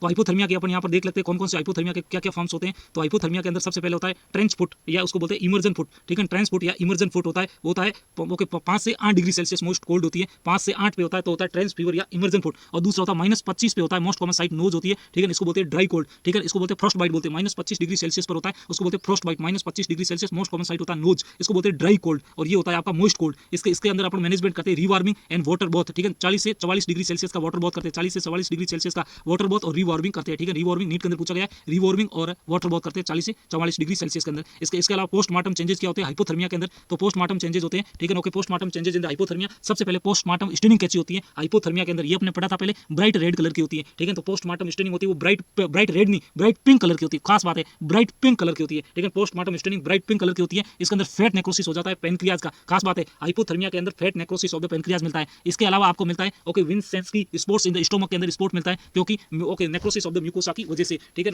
ओके विसेंस्की, ठीक है, okay Wischnewski spot in the stomach due to necrosis of the mucosa की वजह से, ठीक है। Okay necrosis of the mucosa, ठीक है, म्यूकोसा स्टोमक की म्यूकोसा का नेक्रोसिस हो जाता है, फैट नेक्रोसिस हो जाता है पेनक्रियाज का, पोस्टमार्टम स्टेनिंग की वजह से ब्राइट पिंक दिखता है। इसके अलावा कौन कौन से फिनोमिना होते हैं, ठीक है, ओके हाइपोथर्मिया के अंदर, ठीक है, okay phenomena in the hypothermia के अंदर होते हैं वो होता है एरिथेमा परनियो। इसके अंदर चेंजेस इन द स्किन के अंदर चेंजेस होते हैं उसको बोलते हैं erythema. Phenomena in the hypothermia के अंदर सबसे पहले एरिथेमा परनियो होता है, चेंज इन द स्किन के अंदर चेंज होता है उसको बोलते हैं एरिथेमा परनियो। उसके अलावा होता है पैराडॉक्सिकल अनड्रेसिंग, एम्स के अंदर पूछा गया क्वेश्चन है पैराडॉक्सिकल अनड्रेसिंग। इसके अंदर पेशेंट है वो डिस्कार्ड कर देता है क्लॉथ को ड्यू टू क्यूटेनियस वेजोडाइलेटेशन की वजह से, क्यूटेनियस वेजोडाइलेटेशन की वजह से पेशेंट है वो डिस्कार्ड कर देता है क्लॉथ को, उसको बोलते हैं पैराडॉक्सिकल अनड्रेसिंग। एक होता है हाइड एंड डाई फिनोमिना, ठीक है, hide and die phenomena, person hide in a corner due to mental confusion, mimic a robbery या कोई जो चोरी की अपन को ऐसा लगता है, परंतु वो hide and die phenomena person होता है वो हाइड हो जाता है कॉर्नर के अंदर ड्यू टू मेंटल कंफ्यूजन की वजह से अपन को रोबरी की तरह लगता है, ठीक है। तो इसके अंदर एरिथेमा पढ़नी होता है, पैराडॉक्सिकल अनड्रेसिंग होती है और हाइड एंड डाई फिनोमिना होता है। इसके अलावा आती है थर्मल इंजरीज के अंदर सबसे पहले हीट क्रैम्प आते हैं, ठीक है, मसल्स के अंदर क्रैम्प आते हैं, इनको बोलते हैं माइनर क्रैम्प्स भी बोलते हैं, इनको बोलते हैं फार्म क्रैम्प, ठीक है, फायरमैन क्रैम्प्स भी बोलते हैं, fireman cramps, minor cramps, okay minor, ठीक है, ओके माइनर क्रैम्प या मसल क्रैम्प बोलते हैं। इसके अंदर क्या है, जब भी टेम्परेचर बढ़ता है तो वेजो डायलेटेशन हो जाता है और स्वीटिंग होती है वो प्रेजेंट होती है, स्वीटिंग के प्रेजेंट होने की वजह से वाटर और सोडियम का लॉस होता है और इसकी वजह से हीट क्रैम्प आते हैं। ठीक है। तो हीट क्रैम्प के अंदर मसल्स क्रैम्प बोलते हैं, माइनर क्रैम्प्स उसको माइनर क्रैम्प्स बोलते हैं, फायरमैन क्रैम्प बोलते हैं। टेंपरेचर बढ़ने की वजह से क्यूटेनियस वेजोडाइलेटेशन होता है, स्वीटिंग प्रेजेंट होती है, स्वीटिंग के प्रेजेंट होने की वजह से सोडियम और वाटर का लॉस होता है। दूसरा होता है हीट स्ट्रोक, सेकंड आता है हीट स्ट्रोक होता है, ठीक है। हीट स्ट्रोक बार-बार नीट में क्वेश्चन पूछा जा रहा है हीट स्ट्रोक या लू के बारे में। हीट स्ट्रोक को बोलते हैं सन स्ट्रोक, हीट स्ट्रोक को बोलते हैं हीट हाइपरपायरेक्सिया और इसको बोलते हैं थर्मिक फीवर, ठीक है। इसको बोलते हैं थर्मिक फीवर, हीट हाइपरपायरेक्सिया और सन स्ट्रोक भी इसको बोलते हैं, ठीक है। Okay, most common site of the hypothermia, ठीक है, most common type of the hyperthermia का ये मोस्ट कॉमन टाइप होता है, ठीक है। हीट स्ट्रोक होता है most common type of the hyperthermia. Okay, clinically अपन देखते हैं तो इसके अंदर स्किन है वो हॉट हो जाती है और प्यूपिल है वो कंस्ट्रिक्टेड हो चुकी है, ठीक है। प्यूपिल है वो कंस्ट्रिक्टेड हो चुकी है, कंस्ट्रिक्टेड प्यूपिल, हॉट स्किन और डिलीरियम और पेशेंट है वो कंफ्यूजन में जा चुका है, ठीक है। डिलीरियम और confusion, constricted प्यूपिल and hot skin clinically होती है, ठीक है। जब भी सनलाइट होती है या ह्यूमिडिटी या मसल्स की activity, increase the muscles activity की वजह से बुखार भी आता है, ठीक है। तो इसके अंदर बुखार आता है, मसल्स की एक्टिविटी बढ़ जाती है, सनलाइट या ह्यूमिडिटी की वजह से बॉडी का टेंपरेचर बढ़ जाता है, सनलाइट की वजह से, इसकी वजह से वेजोडाइलेटेशन होता है, आपने पढ़ लिया वेजोडाइलेटेशन होता है और वेजोडाइलेटेशन की वजह से हाइपोटेंशन होता है, उसके पेशेंट का बीपी है वो कम हो जाता है। इसके अलावा पेशेंट को स्वीटिंग होती है, पण अपन देख सकते हैं नॉर्मली स्वीटिंग स्टार्ट हो जाती है, उसके बाद जब टेंपरेचर है वो 41 डिग्री सेल्सियस हो जाता है, 41 डिग्री सेल्सियस हो जाता है या 106 फ़ारेनहाइट हो जाता है। Okay, due to failure of the heat regulation, यहाँ पर okay centres of the hypothalamus के अंदर हीट का रेगुलेशन फेल हो चुका है, इस वजह से इसके अंदर स्वीटिंग एब्सेंट हो जाती है, इसको बोलते हैं थर्मिक फीवर। ये नीट के अंदर पूछा गया क्वेश्चन है, तो बात कर लेते हैं, बहुत इंपॉर्टेंट है सन स्ट्रोक या हीट स्ट्रोक, ठीक है। इसके अंदर पोस्टमार्टम, इसको बोलते इसके अंदर हाँ आपने पहले पढ़ा था, इसके अंदर पोस्टमार्टम कैलोरिसिटी सीन होती है, body remain warm after the death, ठीक है। इसके अंदर पोस्टमार्टम कैलोरिसिटी होती है, body remain warm after the death, तो इसको बोलते हैं सन स्ट्रोक भी बोलते हैं और हीट हाइपरपायरेक्सिया थर्मिक फीवर भी बोलते हैं। ये मोस्ट कॉमन टाइप होता है हाइपरथर्मिया का, क्लिनिकली हॉट स्किन होती है और प्यूपिल है वो कंस्ट्रिक्टेड हो जाती है, पेशेंट को डिलीरियम और कंफ्यूजन होता है, सनलाइट की वजह से बॉडी टेंपरेचर बढ़ जाता है, इसकी वजह से सिंपैथेटिक सिस्टम का एक्टिवेशन होता है, ठीक है। सिंपैथेटिक सिस्टम इसके अंदर एक्टिवेट होता है, उसकी वजह से वेजोडाइलेटेशन होता है, स्वीटिंग्स होती है, स्वीटिंग लॉस हो जाती है 41 पे 106 फ़ारेनहाइट पे, उसको बोलते हैं थर्मिक फीवर, क्योंकि इसके अंदर failure of the heat regulation centre of the hypothalamus. उसके अलावा अपने बर्न में पढ़ा था, बर्न होता है वो होता है ड्राई हीट की वजह से, स्काल्ड होता है वो मोस्ट हीट की वजह से होता है, ठीक है। बर्न होता है वो आपका due to dry heat, scald होता है वो आपका मोस्ट हीट की वजह से होता है। पोस्टमार्टम चेंजेस क्या होते हैं हीट स्ट्रोक के अंदर, तो हीट स्ट्रोक के अंदर एक तो एडिमा मिलेगा, दूसरा है आपका, ठीक है, पुरकुंजे fibres in the Purkinje fibre होते हैं सेरिबेलम के, उनका कमी हो जाती है, रिडक्शन हो जाता है, ठीक है। Reduction of the Purkinje fibre of the cerebellum, ये खास बात है, और एडिमा मिलेगा reduction of the Purkinje fibre of the cerebellum इसके अंदर मिलेगा, और बाकी इसके अंदर बर्न मिलता है ड्यू टू ड्राई हीट की वजह से, और स्काल्ड मिलता है उसको मोस्ट हीट की वजह से। उसके बाद आता है हीट एग्जॉशन, हीट एग्जॉशन के अंदर होता है ओके हीट प्रोस्ट्रेशन, ठीक है। ओके, हीट प्रोस्ट्रेशन और उसको बोलते हैं हीट सिनकोप, ठीक है। एक को बोलते हैं हीट एग्जॉशन, ठीक है। ओके, हीट एग्जॉशन के अंदर है हीट प्रोस्ट्रक्शन और हीट सिनकोप। इसके अंदर क्या होता है, एक्सेसिव, बहुत ही ज्यादा एक्सेसिव हाई टेंपरेचर हो जाता है 100 डिग्री सेल्सियस, इसकी वजह से पेशेंट वेस्कुलर कोलैप्स हो जाता है, no increase in the body temperature, उसके बाद में बॉडी टेंपरेचर बढ़ नहीं पाता है, ठीक है। उसको बोलते हैं हीट एग्जॉशन, उसको बोलते हैं हीट सिनकोप या हीट प्रोस्ट्रक्शन, ठीक है। Excessive high temperature 100 degree, vascular collapse हो जाता है, no increase in the body temperature. एक होता है इलेक्ट्रिकल इंजरीज होती है, electrical injury cause of the death होता है कार्डियक एरिथमिया। अच्छा, इलेक्ट्रिकल इंजरी के अंदर होता है कॉज ऑफ द डेथ क्या होता है मोस्ट कॉमन, तो कार्डियक एरिथमिया होता है, इसको आल्सो कॉल्ड है इलेक्ट्रोक्यूशन भी बोलते हैं। डेंजर होता है वो एसी डीसी, और एसी के अंदर एसी ज्यादा डेंजर होती है डीसी से, क्योंकि एसी के अंदर होता है वो कॉन्ट्रैक्शंस होता है, वो होता है टेटेनॉइड कॉन्ट्रैक्शन होता है, लेकिन एसी है वो ज्यादा खतरनाक होती है डीसी से, इसके अंदर टेटेनॉइड कॉन्ट्रैक्शन होता है, इसको बोलते हैं इलेक्ट्रोक्यूशन, और वेंट्रिकुलर एरिथमिया की वजह से, लेकिन कार्डियक एरिथमिया मोस्ट कॉमन उसकी वजह से पेशेंट मरता है, ठीक है। उसके बाद most common cause of the death ventricular fibrillation VF होता है, most common cause of the death होता है ventricular fibrillation. Most resistant structure होती है वो बोन होता है, और रिवर्स इट है ओके कार्टिलेज और टेंडन, ठीक है। ओके, उसके बाद रिवर्स इट है, तो उसके बाद ठीक है बोन होती है वो सबसे ज्यादा होती है, उसके बाद कार्टिलेज और उसके बाद होता है टेंडन, सबसे ज्यादा होती है बोन, उसके बाद होती है कार्टिलेज, उसके बाद होता है टेंडन और उसके बाद होती है स्किन, ठीक है। Metal wire which goes into the skin during electrocution can be detected by Acro, ठीक है। एक्रो रिएक्शन टेस्ट की वजह से अपन डिटेक्ट कर सकते हैं metal wire which goes into the skin during electrocution can be detected by acro reaction test. इसके अलावा फेटिलिटी यानी वो कितना घातक होता है, fatality is proportional to the धारा एम्पियर और वोल्टेज ऑफ द करंट, तो सबसे ज्यादा एम्पियर पर डिपेंड करती है, fatality is proportional to the ampere, और उसके बाद होती है वोल्टेज ऑफ द करंट। इसके अलावा आता है इलेक्ट्रिकल, ठीक है।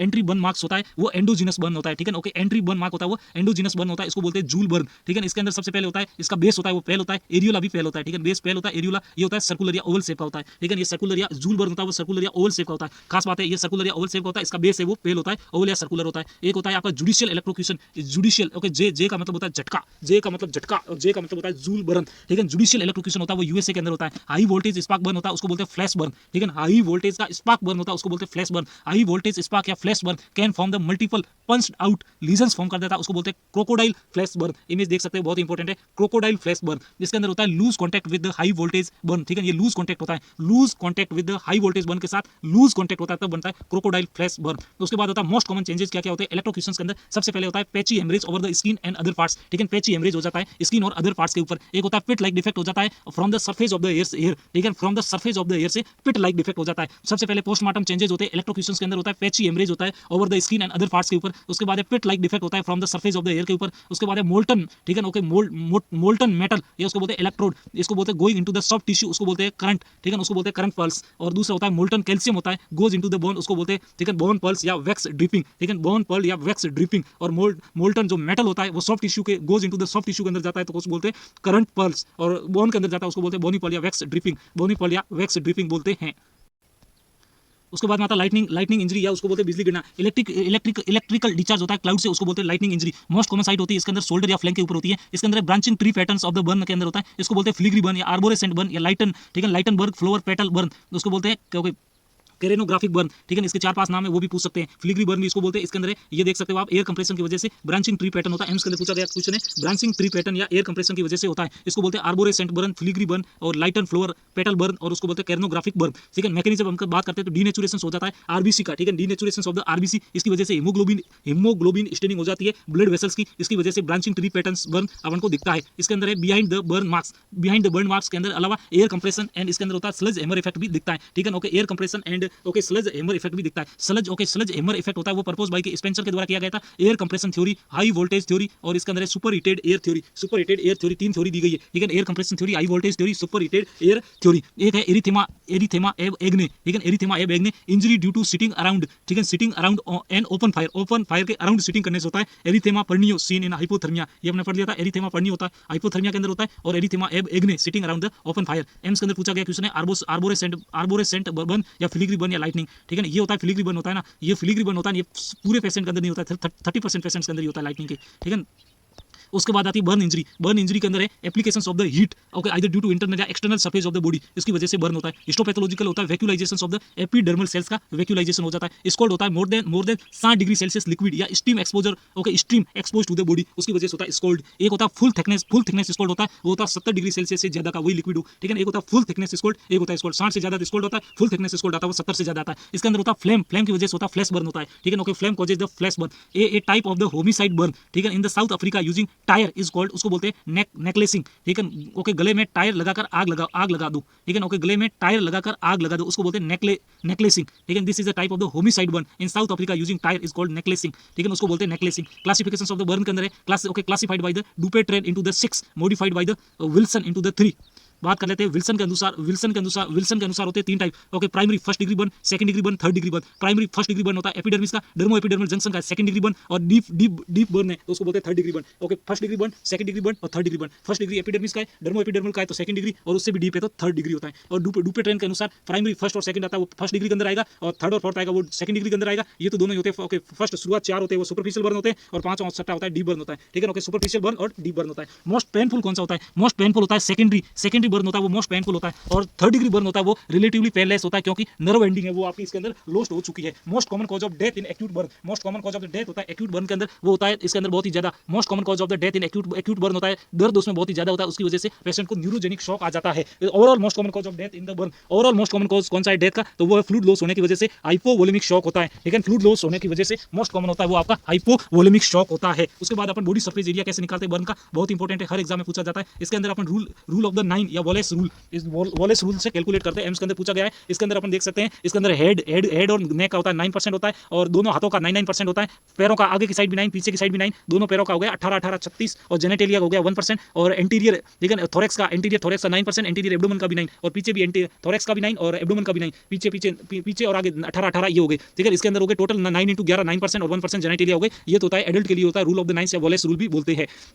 परंतु इस बार बच्चों के अंदर पूछा गया था, नीट के अंदर जो क्वेश्चन पूछा गया था वो आपके ये एडल्ट का नहीं पूछा गया, तो उसमें बच्चा दिया हुआ था, बच्चे में थोड़ा अलग होता है, ठीक है। फॉर द चिल्ड्रन के लिए फॉर्मूला होता है, वो होता है आपका Lund and Browder formula use होता है बच्चों के लिए। ये similar to the Wallace rule के सिमिलर ही होता है, ठीक है, ये वॉलेस रूल के सिमिलर ही होता है। बस इसमें ये फर्क है कि जो पैरों का जो हेड का इसमें परसेंटेज बढ़ जाता है। लोअर लिम्ब का होता है वो आपका, लोअर लिम्ब का 9%, टोटल इसका 36 होता है, उनमें से 9% आप इसको निकाल के सिर को दे दूं, ठीक है, तो सिर का हो जाएगा 16 से 18%, और पैरों दोनों का हो जाएगा, वो हो जाएगा आपका लोअर लिम्ब दोनों का हो जाएगा वो 27% हो जाएगा, टोटल 27 हो जाएगा, तो 13.5 आ जाएगा, ठीक है। उसके बाद में आ जाता है ओके मोस्ट एज ग्रुप्स होती है, वो होता है, ठीक है, ज्यादातर का एज ग्रुप होता है ओके हेड और थाई और लेग, ठीक है, हेड थाई और लेग का होगा 40%, रिमेनिंग हो गया 60%, ठीक है। तो हेड थाई और लेग का, ठीक है, ओके, हेड थाई और लेग्स का हो गया, हेड थाइज और लेग्स का हो गया आपका 40% और रिमेनिंग हो गया 60%, ठीक है। उसके बाद पेची बर्न हो चुका है, तो अपन इसके लिए निकालने के लिए अपन रूल यूज करते हैं, वो पाम का यूज करते हैं, एक पाम को अपन 1% बॉडी सरफेस एरिया मानते हैं। उसके अलावा अपन बात कर लेते हैं एंटीमार्टम बर्न और पोस्टमार्टम बर्न में कैसे डिफरेंशिएट करना है, मोस्ट इंपोर्टेंट है, इनसे क्वेश्चन पूछा जाता है, ठीक है। पोस्टमार्टम स्टेनिंग आपने सबसे पहला था, एंटीमार्टम और पोस्टमार्टम बर्न को कैसे डिफरेंशिएट करता है। एंटीमार्टम बर्न और पोस्टमार्टम बर्न,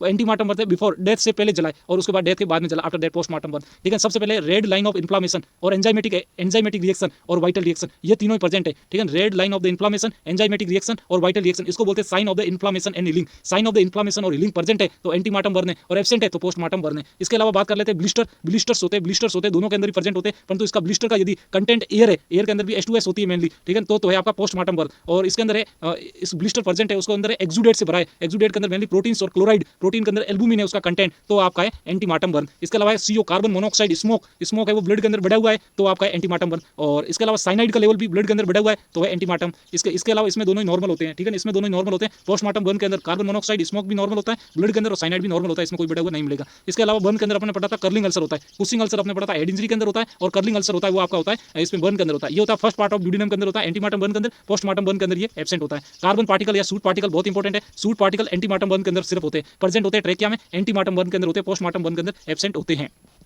ये अपने पढ़ लिया साइन ऑफ द इन्फ्लामेशन और हीलिंग होते हैं, वो एंटीमार्टम बर्न के अंदर होते हैं, पोस्टमार्टम बर्न के अंदर नहीं होते। ये 4C है, carbon monoxide, cyanide, curling ulcer and suit particle या कार्बन पार्टिकल। इसके अलावा है postmortem staining and rigor mortis, ठीक है, okay. Postmortem staining and rigor mortis can not be assess in the burn, ये बर्न के अंदर अपन नहीं कर सकते। Postmortem staining and rigor mortis can not be assess in the burn, ठीक है, बर्न पेशेंट के अंदर अपन राइगर मोर्टिस को असेस नहीं कर पाते और पोस्टमार्टम स्टेनिंग को भी असेस नहीं कर पाते हैं। इसके अलावा अपन बात कर लेते हैं most characteristics finding to distinguish antemartum and postmortem burn है presence of the soot in the trachea, बहुत ही इंपॉर्टेंट है, इसकी इमेज भी आ सकती है, लेकिन presence of the soot particles in the trachea, soot particle है तो एंटीमार्टम बर्न है, नहीं है तो पोस्टमार्टम बर्न है। एक होता है इसकी भी इमेज पूछी जाती है पुगुलिस्टिक एटीट्यूड, ठीक है, पुगुलिस्टिक एटीट्यूड ये नॉन स्पेसिफिक होता है, ठीक है, ये ओके सीन होता है एंटीमार्टम के अंदर भी हो सकता है, पोस्टमार्टम बर्न के अंदर भी हो सकता है। इसको बोलते हैं बॉक्सिंग एटीट्यूड, या इसको बोलते हैं फेंसिंग एटीट्यूड, या इसको बोलते हैं डिफेंस एटीट्यूड, ठीक है, इसको तीन नाम है, बॉक्सिंग एटीट्यूड, डिफेंस एटीट्यूड या फेंसिंग एटीट्यूड, ठीक है, defence attitude, fencing attitude and boxing attitude. ये एंटीमार्टम के अंदर भी होता है, पोस्टमार्टम बर्न के अंदर होता है। इसको बोलते हैं पुगुलिस्टिक एटीट्यूड, ठीक है, इसको बोलते हैं पुगुलिस्टिक एटीट्यूड, ठीक है, पुगुलिस्टिक एटीट्यूड होता है वो seen both in antemortem can also seen in postmortem burn. इसको बोलते हैं बॉक्सिंग एटीट्यूड, फेंसिंग एटीट्यूड या डिफेंस एटीट्यूड। मैकेनिज्म होता है इसके अंदर होता है कोगुलेशन ऑफ द मसल्स का कोगुलेशन हो जाता है, ठीक है, मसल्स को कोगुलेशन हो जाता है मसल प्रोटीन का, इसकी वजह से होल बॉडी वो कॉन्ट्रैक्ट या श्रिंकेज हो जाती है। अदर नॉन स्पेसिफिक फाइंडिंग कौन कौन सी होती है बर्न के अंदर? एक होता है हीट हेमेटोमा, ये होता है जो वेसल्स होती है उसके रप्चर की वजह से होता है। ये हीट हेमेटोमा मेनली ब्रेन के अंदर होता है, अपने पहले पढ़ा था heat haematoma extradural haemorrhage होता है, इसके अंदर चॉकलेट ब्राउन कलर का होता है, चॉकलेट ब्राउन कलर का होता है, हनीकॉम्ब अपीयरेंस होता है। मोस्ट कॉमन फाइंडिंग होती है पेराइटोटेम्पोरल एरिया, ठीक है, मोस्ट कॉमन साइट होती है पेराइटोटेम्पोरल एरिया, मोस्ट कॉमन साइट होती है इसकी पेराइटोटेम्पोरल एरिया। ये है आपका heat haematoma, non specific finding होती है, रप्चर ऑफ वेसल की वजह से होता है, ब्रेन के अंदर होता है, और EDH एक्स्ट्रा ड्यूरल हेमरेज होता है, चॉकलेट ब्राउन कलर का होता है, हनीकॉम्ब अपीयरेंस होता है, पेराइटोटेम्पोरल एरिया के अंदर होता है। दूसरा होता है स्कल फ्रैक्चर, इंपॉर्टेंट है स्कल फ्रैक्चर, उसको बोलते हैं हीट फ्रैक्चर, ठीक है, इसको बोलते हैं स्कल फ्रैक्चर या हीट फ्रैक्चर, ठीक है, ओके, स्कल फ्रैक्चर या हीट फ्रैक्चर। इसके अंदर होता है हीट फ्रैक्चर होता है व्हेन कॉज्ड बाय द, ये हीट की वजह से होता है, इसको बोलते हैं थर्मल फ्रैक्चर्स भी बोलते हैं। ये कभी भी स्विचर लाइन को क्रॉस नहीं करता है, ठीक है, never cross the suture line, can be seen either side of the temple, ये टेम्पल के किसी भी साइड में हो सकता है, due to drying of the bone, bone के सूखने की वजह से and pulling of the muscles के खींचने की वजह से होता है, ठीक है, due to drying of the bone and pulling of the muscles की वजह से होता है, either side of the temple की वजह से हो सकता है, never crosses the suture line, और इसको बोलते हैं थर्मल फ्रैक्चर्स भी बोलते हैं, हीट फ्रैक्चर भी बोलते हैं, स्कल फ्रैक्चर्स भी बोलते हैं। एक होता है हीट रप्चर, ठीक है, नेक्स्ट आता है आपका हीट रप्चर। हीट रप्चर के अंदर क्या होता है, स्किन है वो अलग हो जाती है, स्किन है वो स्प्लिट हो जाती है, इसके अंदर रप्चर हो जाती है, rupture of the muscles and overlining skin है वो रप्चर हो जाती है, ठीक है, okay, rupture of the muscles and overlining skin है। इसके अंदर होता है फ्लैशी एरिया होता है, एक्सटेंसर सरफेस के अंदर होता है, और जॉइंट इसके अंदर अफेक्टेड होते हैं, ठीक है, इसके अंदर जॉइंट्स है वो अफेक्टेड होते हैं, extensor surface joint is affected and fleshy area होता है। एपियर लाइक ए लेसरेशन और इंसाइज्ड वुंड, ठीक है, ये एपियर होती है अपन को, हीट रप्चर है वो लेसरेशन या इंसाइज्ड वुंड के रूप में अपन को एपियर होती है। इसके अंदर बेस होता है ब्लड वेसल्स और नर्व है वो इंटैक्ट होती है। खास बात है इसके अंदर है बेस होता है ना, बेस के अंदर blood vessels and okay nerve है वो इंटैक्ट होती है, ठीक है, बेस के अंदर ब्लड वेसल्स और नर्व है वो इसकी इंटैक्ट होती है। इसके अलावा ब्रूजिंग है, वाइटल रिएक्शन और ब्लीडिंग है वो इसके अंदर एब्सेंट होती है, ठीक है। तो हीट रप्चर्स के अंदर नॉन स्पेसिफिक फाइंडिंग होती है, तो इसके अंदर ब्रूजिंग है, बाकी वाइटल रिएक्शंस है और ब्लीडिंग है, ये सारी चीजें एब्सेंट होती है, ठीक है। इसके अंदर बेस के अंदर ब्लड वेसल्स और नर्व है वो इंटैक्ट होती है। एपियर हो सकता है लेसरेशन इनसाइड वुंड की तरह, ये फ्लैशी एरिया और एक्सटेंसर सरफेस और जॉइंट अफेक्टेड होते हैं। इसके अंदर मसल्स और ओवरलाइनिंग स्किन का रप्चर हो जाता है। इन द थर्मल बर्न्स के अंदर इंटरनल ऑर्गन के अंदर बात करें तो हीट की वजह से इंटरनल ऑर्गन सब होते हैं वो फिक्स्ड हो जाते हैं, फिरम एंड श्रंकन हो जाते हैं, सिकुड़ जाते हैं, सॉलिड हो जाते हैं और फिक्स्ड हो जाते हैं, ठीक है, श्रंकन फिरम एंड फिक्स्ड हो जाते हैं, उसको बोलते हैं प्यूपेट, ठीक है, कठपुतली या प्यूपेट ऑर्गन, ठीक है, उसको बोलते हैं प्यूपेट ऑर्गन या कठपुतली। इसके अलावा आता है sticked and okay avenue fractures of the long bone, ठीक है, स्टिक्ड या avenue fractures of the long bone, multiple jagged line of the okay fracture crossing each other caused due by the heat, ठीक है। इसके अंदर आप देख सकते हो ये मल्टीपल फ्रैक्चर्स लाइन है, multiple jagged line of the fracture causing each other, okay, causing, ठीक है, okay, crossing the each other और कॉज्ड बाय द हीट, उसको बोलते हैं स्टिक्ड या avenue fractures of the long bone. इसके अलावा होती है हीट स्टिफनिंग होती है, ओके, ड्यू टू प्रोटीन के कोगुलेशन की वजह से हीट की स्टिफनिंग हो जाती है, प्रोटीन के कोगुलेशन की वजह से हीट स्टिफनिंग हो जाती है। ये था आपका रीजनल इंजरीज।